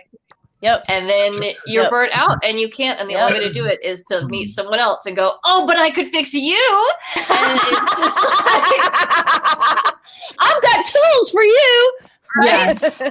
I'm trying to popularize in regular conversation the use of the phrase reclaiming my time, because sometimes you just need to reclaim your time. You know, they do it at Congress. Why can't I do it in my living room? You know, because sometimes it's just, this thing it's taking my energy, and sorry, I'm reclaiming my time. I'm like, gonna this is what's happening. But you're not going to Reclaiming get my paid. True story. It's like Congress. You do have to reclaim your time sometimes, because I remember I was in and this was years ago. I don't remember how many years ago, maybe 6 or 7 years ago, but I was in a relationship, and it was a somewhat toxic relationship, and it was not a good relationship to be in. I knew it was not a good relationship. We had different opinions. They were very ultra conservative in some ways, even during the age of the whole bathroom rights kind of thing. They were going on one side of that ticket and another, and ironically turned out that later on their daughter did come out as I guess she came out as bi. I'm not sure if she came out as bi or gay, but definitely came out in one form or fashion or another. But literally at one point or another, I just felt that it was becoming, even in my age, and at that time I was in the early 50s, or maybe early 50s, it was too toxic. So I literally walked away, because like you said, reclaiming, sometimes you just got reclaiming your time. Walk away. So I was like, I love that. grab my stuff, and while they were gone, I was like, I'm out. Yeah. My dad, like, when I think this was during the time when I was pretty frequently like babysitting Fritish. So when my parents were like going through their divorce, like, and my dad kept having like these revelations about just like when he should walk away. And my parents are both in like mutually happy relationships independently now. So like they've, reconciled that within themselves too. But at the time he was really kind of fighting with that. And like, one thing he kept telling me, because I was also in a relationship and not going through similar things, but just he wanted to like impart that like dad knowledge on me, was like, if you have like, say like a literal physical check, and that's your emotional checkbook balance, like say it's $100, and you keep writing these checks, and like at one point the checks are going to start bouncing, and it's like, how many of those are you going to write until you decide like, hey, I can't do this anymore? And like, just to have that awareness of like, I have a finite amount of energy I can spend on the people in my life. And are they also writing me checks in return? Or am I just emptying my checking balance for these other people? And if that's the case, then it's like time to wash your hands and like walk away from that. And that's not bad. It just means things run their course. No, it's good for you as a human. I mean, we've talked about how mental health manifests as physical. And I think something our generation has done really well is not shy away from like mental health or disabilities, and kind of owning up what that reality is, instead of trying to fake it and be like, no, I'm normal just like everyone else. It's like, no, I have this thing and here's how it makes my life different. And it's a lot of awareness. There's the spoon theory for people with chronic illness, where it's that you start every day with a certain amount of spoons. And like, a healthy person really doesn't ever think about how many spoons they have, because they never run out. But someone who has a disability has less spoons, and certain tasks are going to require certain spoons. So like getting up, getting out of bed, getting dressed, that's just a spoon for me. But if I have to like run to the grocery store or work outside, and I'm having like, and this isn't my experience, I don't have any physical illnesses at the moment, knock on wood, thank goodness. But it'd be like, oh, but I have to work outside today and my arthritis is flaring up. So that's going to be 5 spoons. And I know that this is really only a 10-spoon day for me. And so it's this really great way to like visualize and have people understand this concept of like, I have a tangible, quantitative amount of time, energy, motivation, whatever it is, to give to you, to give to this project. And here's what it is. And when it runs out, that's really all it is. You have to kind of look at your life the way that executives would look at a budget. And it's really hard to do because a lot of what we feel is qualitative data and not quantitative. I can't tell you that I have like 10 units of caring about your work drama left. Like, it's like at a certain point, I'm going to tell you like, I'm sorry, work sucked, but like, do you want a solution or do you want to keep venting? Because I can't take on any more emotional nonsense today. And you've made your point, work sucked and I'm sorry. So are we going to work towards a solution, or do you need to sit here and bitch about work, or curse about work for another 30 minutes? Like, what do you need from me? And here's how much I can give you. And I think our generation is getting better at recognizing that everyone has their limits to what they can give, not just financially, because I know donations and supporting causes is really important and great right now, but there are lots of other ways you can give. And if you have time or resources or the emotional excess to give and care, then there are a lot of ways that you can step up. And I think our generation, the millennial generation, has kind of piloted that frontier of just, you know, we're not all wealthy. We're pretty broke as a generation. At least that's what I'm seeing from my end. We're all hovering around that like poverty line right now, maybe a little bit above it, some months more than others. But there are other ways we're learning how to give because we recognize that that's something that like gives back. Like, so I don't know. Totally. It's just, that's maybe like the who we are is how do I give? How am I making an impact? What am I doing as part of who I am? And so I can't give. I'm not able to donate $100 on behalf of every family member as a Christmas present, which my family has taken to doing every year. I'm like, I can't donate that much. So we've switched up how we donate and give. I give time, I give resources, I give in all these other ways that make me feel good and that I'm actually able to give from. So I'm not getting into the negatives with my energy or my finances or my, you know, the amount of time that I'm actually putting in, like working on a project. I help a lot of my friends with their side businesses right now because everyone's kind of in a frenzy. And there are some days where I have to say, like, I really can't come help you stuff envelopes. I know it's not hard, but that's 2 hours that I need to go do something else. And so those boundaries do help us define who we are, not only in that they like define us by being a boundary, but in that it's how we're giving. It's the impact we're making. Somebody beeping. Are we haunted? What's happening? Is someone on fire? Are we about to be cut off, Mark? Yeah. How do you think the generation is doing in terms of like dealing with mental health? Because I know somebody mentioned mental health earlier in this conversation and what they had going on in their life. And I know that it wasn't until I was in my 20s, maybe 30s, but definitely I think it was the 20s that I was diagnosed with dysgraphia, which is a form of dyslexia. So like I said, I just knew I was learning differently and learning in a different way, but I had no idea what was going on until I went to a Goodwill session and was having some sort of testing, and doing that testing, that's when they discovered the dysgraphia existed.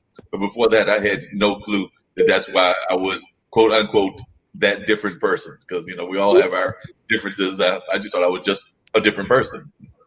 So how do y'all think as a generation y'all are doing with coping with dealing with mental illness or just education in general? Because I sometimes wonder if y'all feel that the education system is as strong as say it was in Tish's era or in my era or even in my grandparents' era, or do you think that it's worse? I feel like, education in a specific reference to mental illness, we're doing a lot better because a lot more people are more open talking about their mental illness, talking about, the, very taboo subjects about it. Because I struggled with, I have bipolar depression, and I was misdiagnosed as just, classic dysthymic depression for so long. And so I knew I had something and I knew something was going on. But it didn't, there were too many ups and downs, like literally emotionally, that it, made sense. But I was like, oh, it's just the depression, and it's just, anxiety goes with it.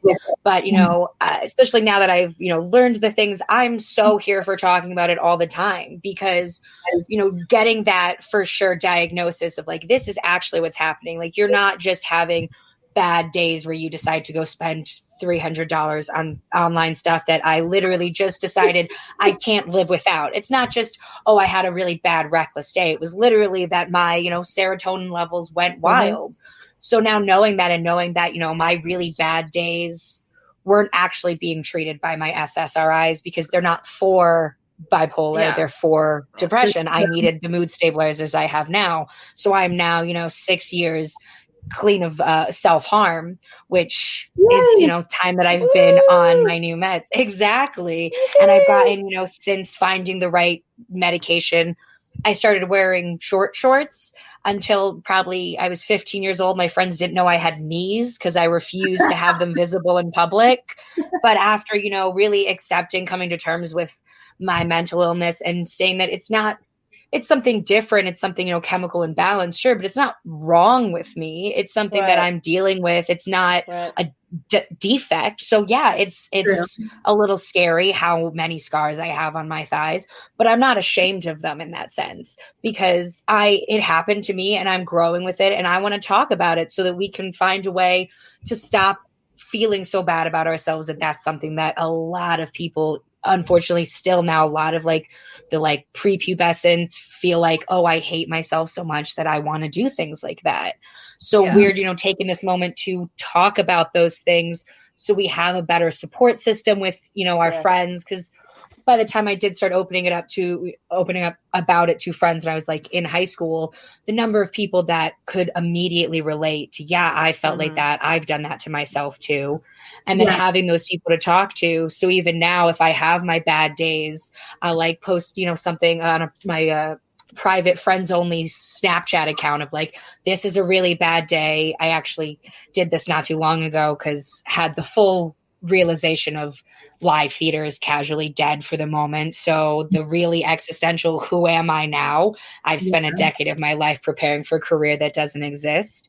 So I posted, I'm having a really bad day and I really just don't feel like anything's worth it. And had several people, even people I didn't, necessarily expect to say it, reach out to me and say, hey, I'm here for you. Hey, I felt things like that before. Awesome. I've been in a bad place. So if you need to talk, let's talk, because I don't want you to feel like that. I've known what it was like and I hated it, obviously. So I don't want you to hate it. I want you to know that you're wrong. You shouldn't hate yourself. You're an amazing person. You're a beautiful individual. And I want to have you in my life. And so being able to start that conversation is much more prevalent in our generation, because I'll say things. My mom also struggles with mental illness, but she's less immediate about talking about it than I am. I'm like, let's talk about it. Let's talk about all the times I decided I hated myself. I think our parents also, and I'm speaking for us specifically, but I think it might be a generational thing. My parents, from my experience, had this whole well, if we don't talk about it, if we don't expose you to media that shows you these illnesses, if we don't let you watch the movies that maybe romanticize mental illness or eating disorders or self-harm, then it won't be an issue. And that's so not true. These kids and these preteens are finding these things, their feelings and the things that lead you to this self-destructive, self-harming behavior still exists. Not talking about depression, anxiety, mental disorders, cognitive development issues, not talking about any of that stuff doesn't make it not a thing. Right. So I think our generation has kind of suffered, but also learned and grown and improved from that, is that we were kind of told it's a phase, don't talk about it, don't tell your friends about it, you're just doing it because your friends are doing it, all of these typical parent excuses where it's going to make your parents feel better because then it's not your kid, it's that their friends that they're hanging out with are making them do it. It's just the influences in their life, and if we buckle down on the TV they watch and we buckle down on who they hang out with, that they won't have depression and she won't try and carve her arm up at Thanksgiving, and that's just not true. So our generation has kind of reclaimed it. I mean, the other day I was talking to my therapist and she said this, and it's just the most normal sentence. It doesn't turn any heads. It doesn't bat any lashes. That is just a normal conversation that my friends and I have on a regular basis. It's it was good. I was in therapy and she said this. And what do you think about that? And we have these really open discussions about our mental health, and it helps you not only not feel alone, but also it ends a lot of the like false narrative and stigmatization of mental illnesses, where like bipolar as portrayed in the movies is just like, oh, she was just crazy. She was just doing drugs and having sex and stealing things, and she was just bipolar. She was insane. I'm like, that is a very small percentage of bipolar people, a very small percentage of the time. That's Most of And it the is like very extremes of the diagnosis of, oh, those are the worst things you're doing. So that's obviously what you're doing all the time. that makes the best movie for sure. Like, I get it. It's great cinematography. However, like, let's talk about what it really feels like to have cyclical mental health with highs and lows and depressive and manic episodes. Like, that is a real thing that happens to real people, and they can be functioning bipolar and not be diagnosed and still have like all these negative impacts on their life. So it's been really helpful for my friends I've spoken with to have examples. Right, to share, to know that you're not alone and that other people face it too, because mental health is part of the health that you really need to work at, just like you do your physical health and everything else. And I think your mental health is so closely tied to your physical health. Now, let me ask you this. You mentioned medication before. Now, how much, so for folks that take medication for their mental health, for, whatever it is they may have, how many people do you think try behavior control or modification of like what they eat, what they think, how they live? An example, this is a very small example. Like, there's some people that think as soon as your eyes open, you need to get up, because your energy, if you don't, then your energy will go, not really flatline, but then your energy will do something different than if you get up. And I've tested that. And the days that I go ahead and I get up, holy cow, I get so much done even before noon. But those days that I'm like, I'm going to lay here. In fact, I might read a little bit. I don't know, that I don't get up, my energy changes. So my question is, where do you fall with because one part of the mental illness is it seems like there's a lot of folks that are on medication. And while some people have to be on medication, there's some folks that I wonder if lifestyle changes would be better. So for me, of my generation, Generation X, like you said, the one that's almost been absorbed into the boomers, I wonder, it just concerns me, all these children. An example, hanging out with a friend of mine, her son, she's talking about, oh, I had to put him on the ADHD medication, but she's sitting there giving him the sugar cereal, right? What kind of sports, what kind of outlet does he have for his energy? Are you doing any kind of meditation to get his brain waves change? You know what I mean? There's so much that can be done. So I'm just curious where, we fall with that medication point. So from my experience in the studies I've done in psychology, as well as my personal experience with psychiatry and mental health, there is a big fear within that community, within doctors for the most part, of overprescription of these intense pharmaceuticals. They've been out long enough now that we're having results from these studies come in, and we're realizing that we don't necessarily know what we've been cramming down the throats of American citizens. However, it is still pretty much the consensus with everyone that when it comes to ADD, ADHD, bipolar disorder, severe chronic depression, anxiety, that the first step in order to get you to a point where you can handle making those lifestyle choices is to medicate. That it is that stepping stool to get you to a point where we can eventually dial you off of it. Our goal would be, if you have a condition where it doesn't require medication, that you can manage it yourself. A lot of it is just working through therapy, DBT therapy, group therapy, whatever works best for you. However, there's a limiting factor with people who have neurological deficits, changes, misfirings in their brain, where to even get me to the point where I can do that in my life, I need that chemical redirect. And maybe we can wean me off of that, but it's the easiest to diagnose, the easiest to track and monitor the success or the failure of. It's the easiest to adjust and know that that's the controlled substance that you're adjusting and not these vague quantitative lifestyle changes. Yeah. I think most of us are okay with meds, but none of us want, doped up children who aren't themselves. We just want you to get to a point where you're stable enough to look at alternative treatments, and meds are currently the fastest and safest way to do that. So my experience with that is, like, I was diagnosed with ADHD way, way, way late. in my experience, like late in life. And my boyfriend was also just diagnosed. He's about to be 26. I was diagnosed at 19 because I was an advocate for myself. And I was at a point where I was like, I feel like I have tried to exhaust every possible option that's available to me, every coping mechanism, like anything that I had immediate control over at like 16, 17, 18. I was like, how can I've got an agenda. I'm writing everything down, still forgetting things every day. Things like that. I was like, I feel like I've hit a wall with the things that I can control, and my life still feels like it's spiraling. And so at 19, I took myself to like the psychiatrist's office at my school, and I was like, hey, I really need help here. Like, I don't know what's going on. Here's what I think is happening, but I want to do well in school. Like, I know that I am capable of doing the assignments that are being handed to me, but I'm like it's like my executive, I call it my executive dysfunction. Like, my brain was just like, too much, can't do it. And as soon as I got on medication, there was a little bit of like an adjustment period, like about a month or two, but I took it today.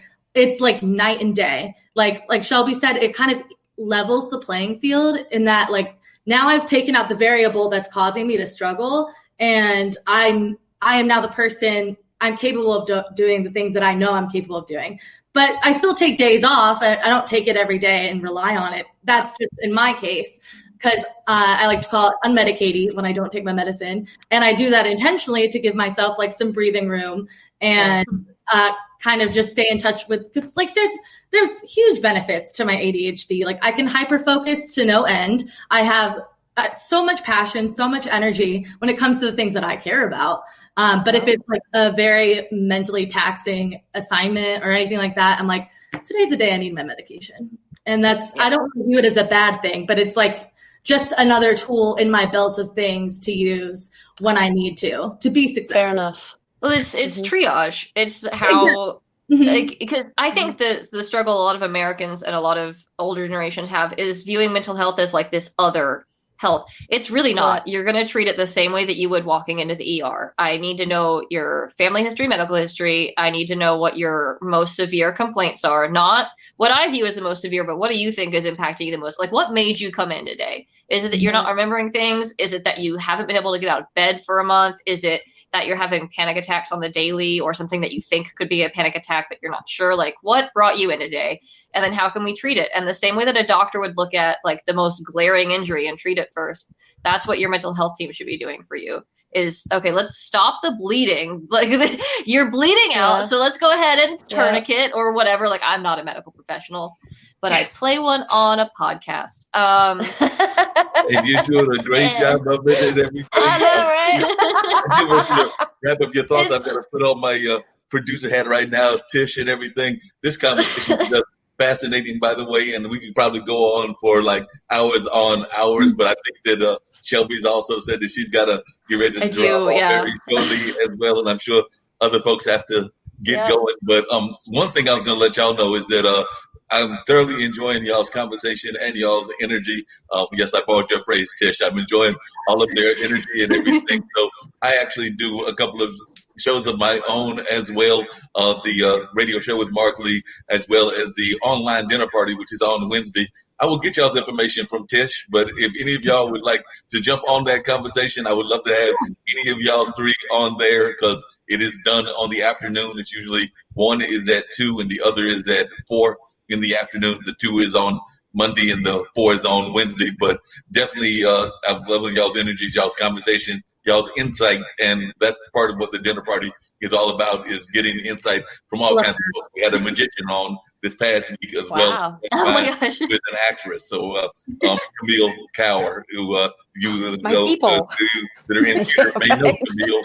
And so Camille was one of my guests, along with Sean Jay. Sean Jay was the magician. So like I said, we're always having folks that are involved in all kinds of things. So hope that y'all can come on and join us in that platform as well. Like I said, I'll get the information from Tish, because I do love to hear the positive voices and the positive thoughts that many of y'all are having and that are being shared. But do want everybody to have a chance to wrap up. And of course, Tish can close everything out after y'all give y'all's final thoughts. And I don't know how Tish wants to frame it. And she can also tell me if she wants that song to play at the end, since I got to have that roll. But she can say either go with it or she'll end it just flat. But we'll decide that as we're going along. But Tish, I'm tossing it back to you, and you can let them make their final comments and then make your final comments. But I am tossing it back to you, and just wanted to say how much I've enjoyed this conversation, and y'all gave me a lot to think about, and definitely was enjoying the energy that y'all gave it. So definitely thanks for being on here. And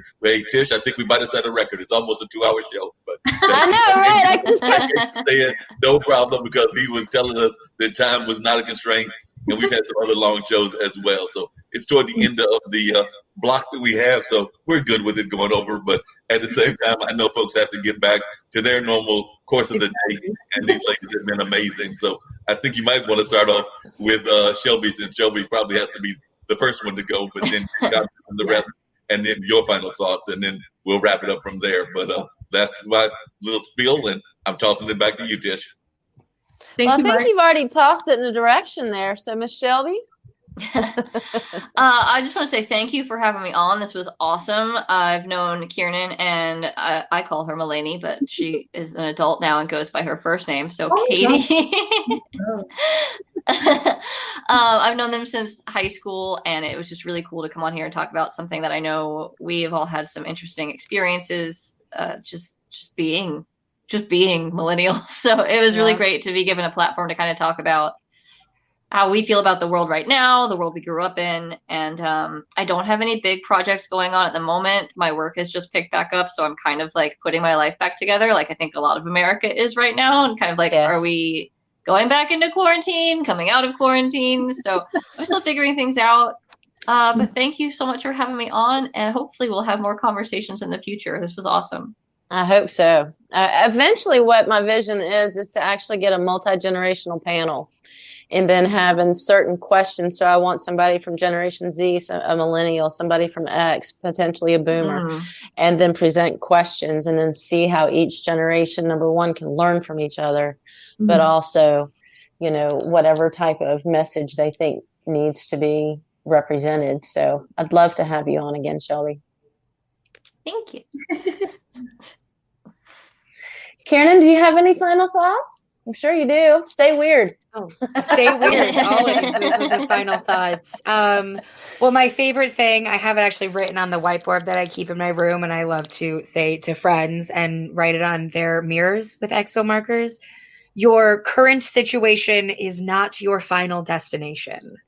And those are words to live by, because just like, the future is stupid, this moment isn't everything. Everything can change. Everything's constantly growing. Your current situation is not your final destination. Awesome. Very Kiernan words to live by. Very Kiernan. Fabulous. Miss Mulaney.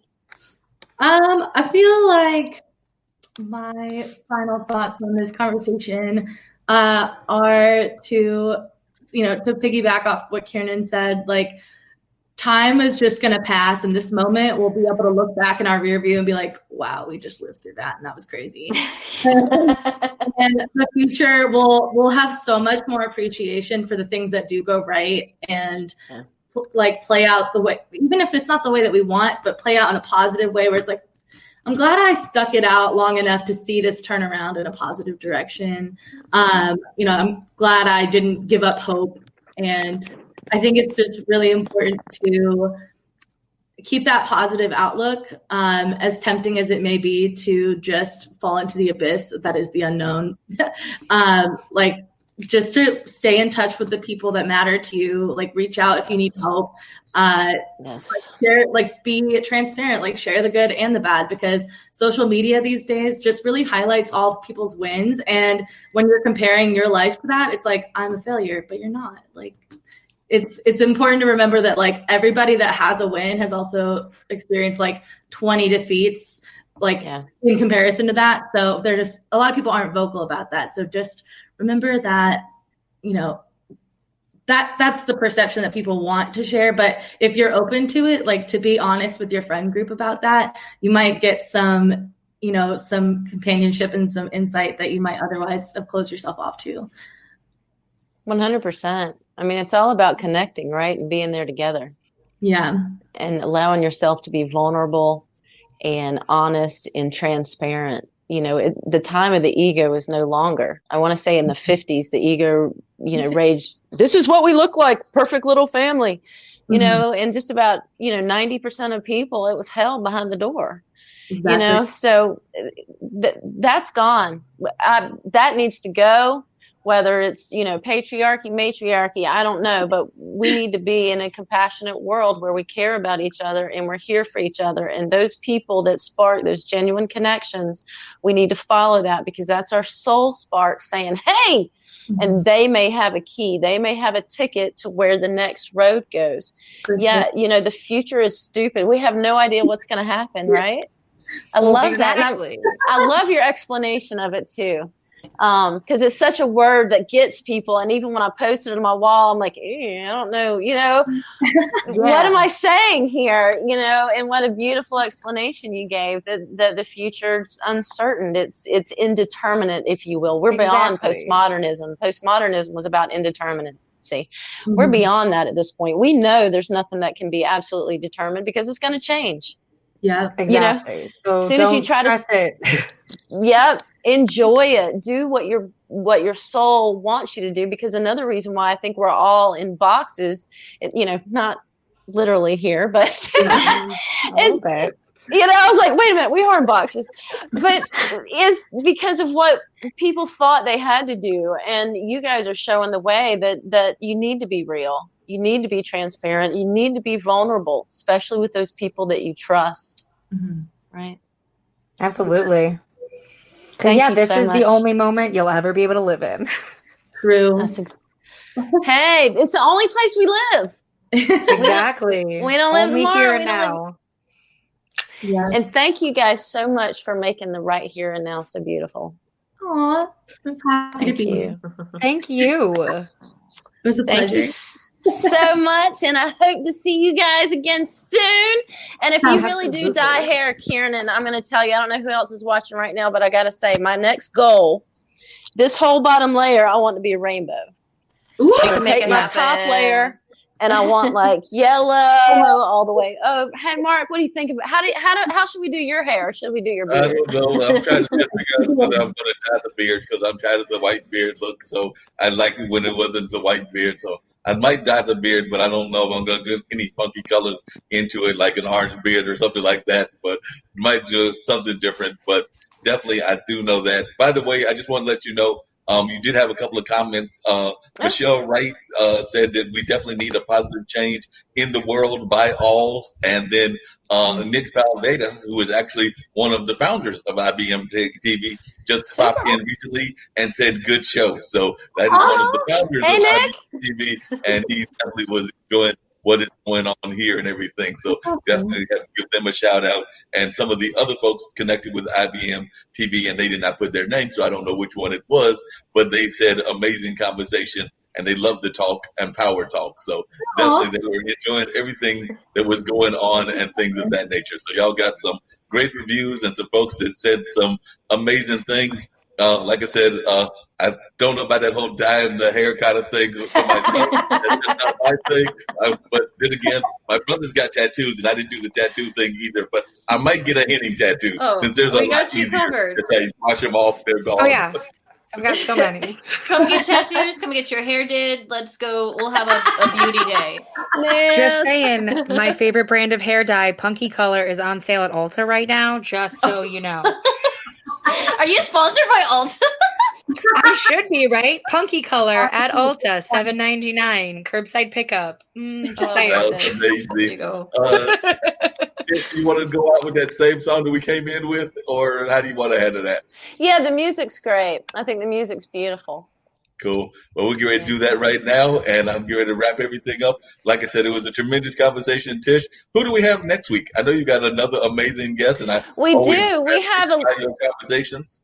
We have an amazing lady named Donna Pate, who she's been sober, I believe, for 9 years. But we were talking about how, especially with COVID, there's no support system for people who have tried to get better. The alcoholism rate's gone up. The alcohol sales and that's just alcohol, much less all the other stuff that's out there.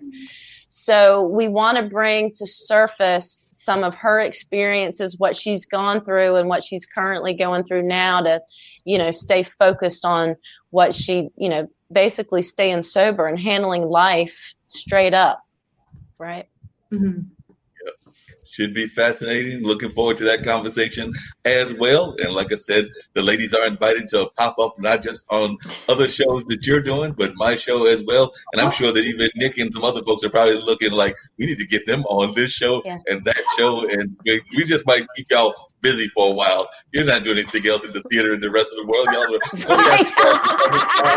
so you might have to be added to our family as well and get y'all doing the various things there. So that being said, I'm getting ready to put up this song to wrap everything up, and then we're going to come back at some point later on with other IBM TV programming, as well as, of course, y'all can catch Zach's other show, Funk Music with Zach, on tomorrow, and there's some other great shows as well. So definitely go to the IBM.TV website, both on YouTube, on Facebook, and on the various other platforms, and check out this kind of amazing programming that takes place on a regular basis. But right now, let's check out Sarah Tavares and Born Feeling in order to wrap up this amazing show. I know that Tish has just put together a great show, and I have become not just a producer, but a fan of this show as well. So we're going to put this on to close it out, and then we'll wrap it up, and we'll be back next week with another fascinating discussion.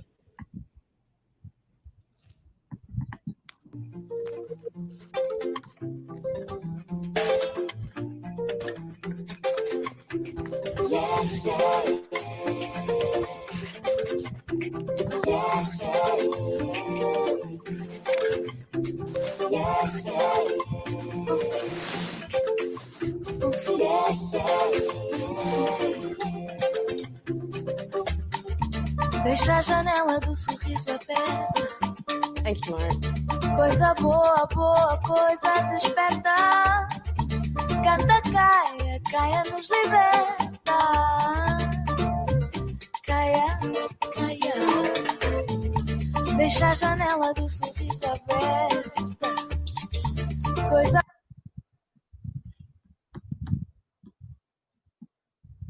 boa, boa, coisa desperta. Canta, caia, caia nos liberta. Dá bom feeling. Bom feeling, yeah, yeah. Bom feeling. Bom feeling, yeah, yeah. Deixa de complicação, deixa de confusão. Liberta a alma dessa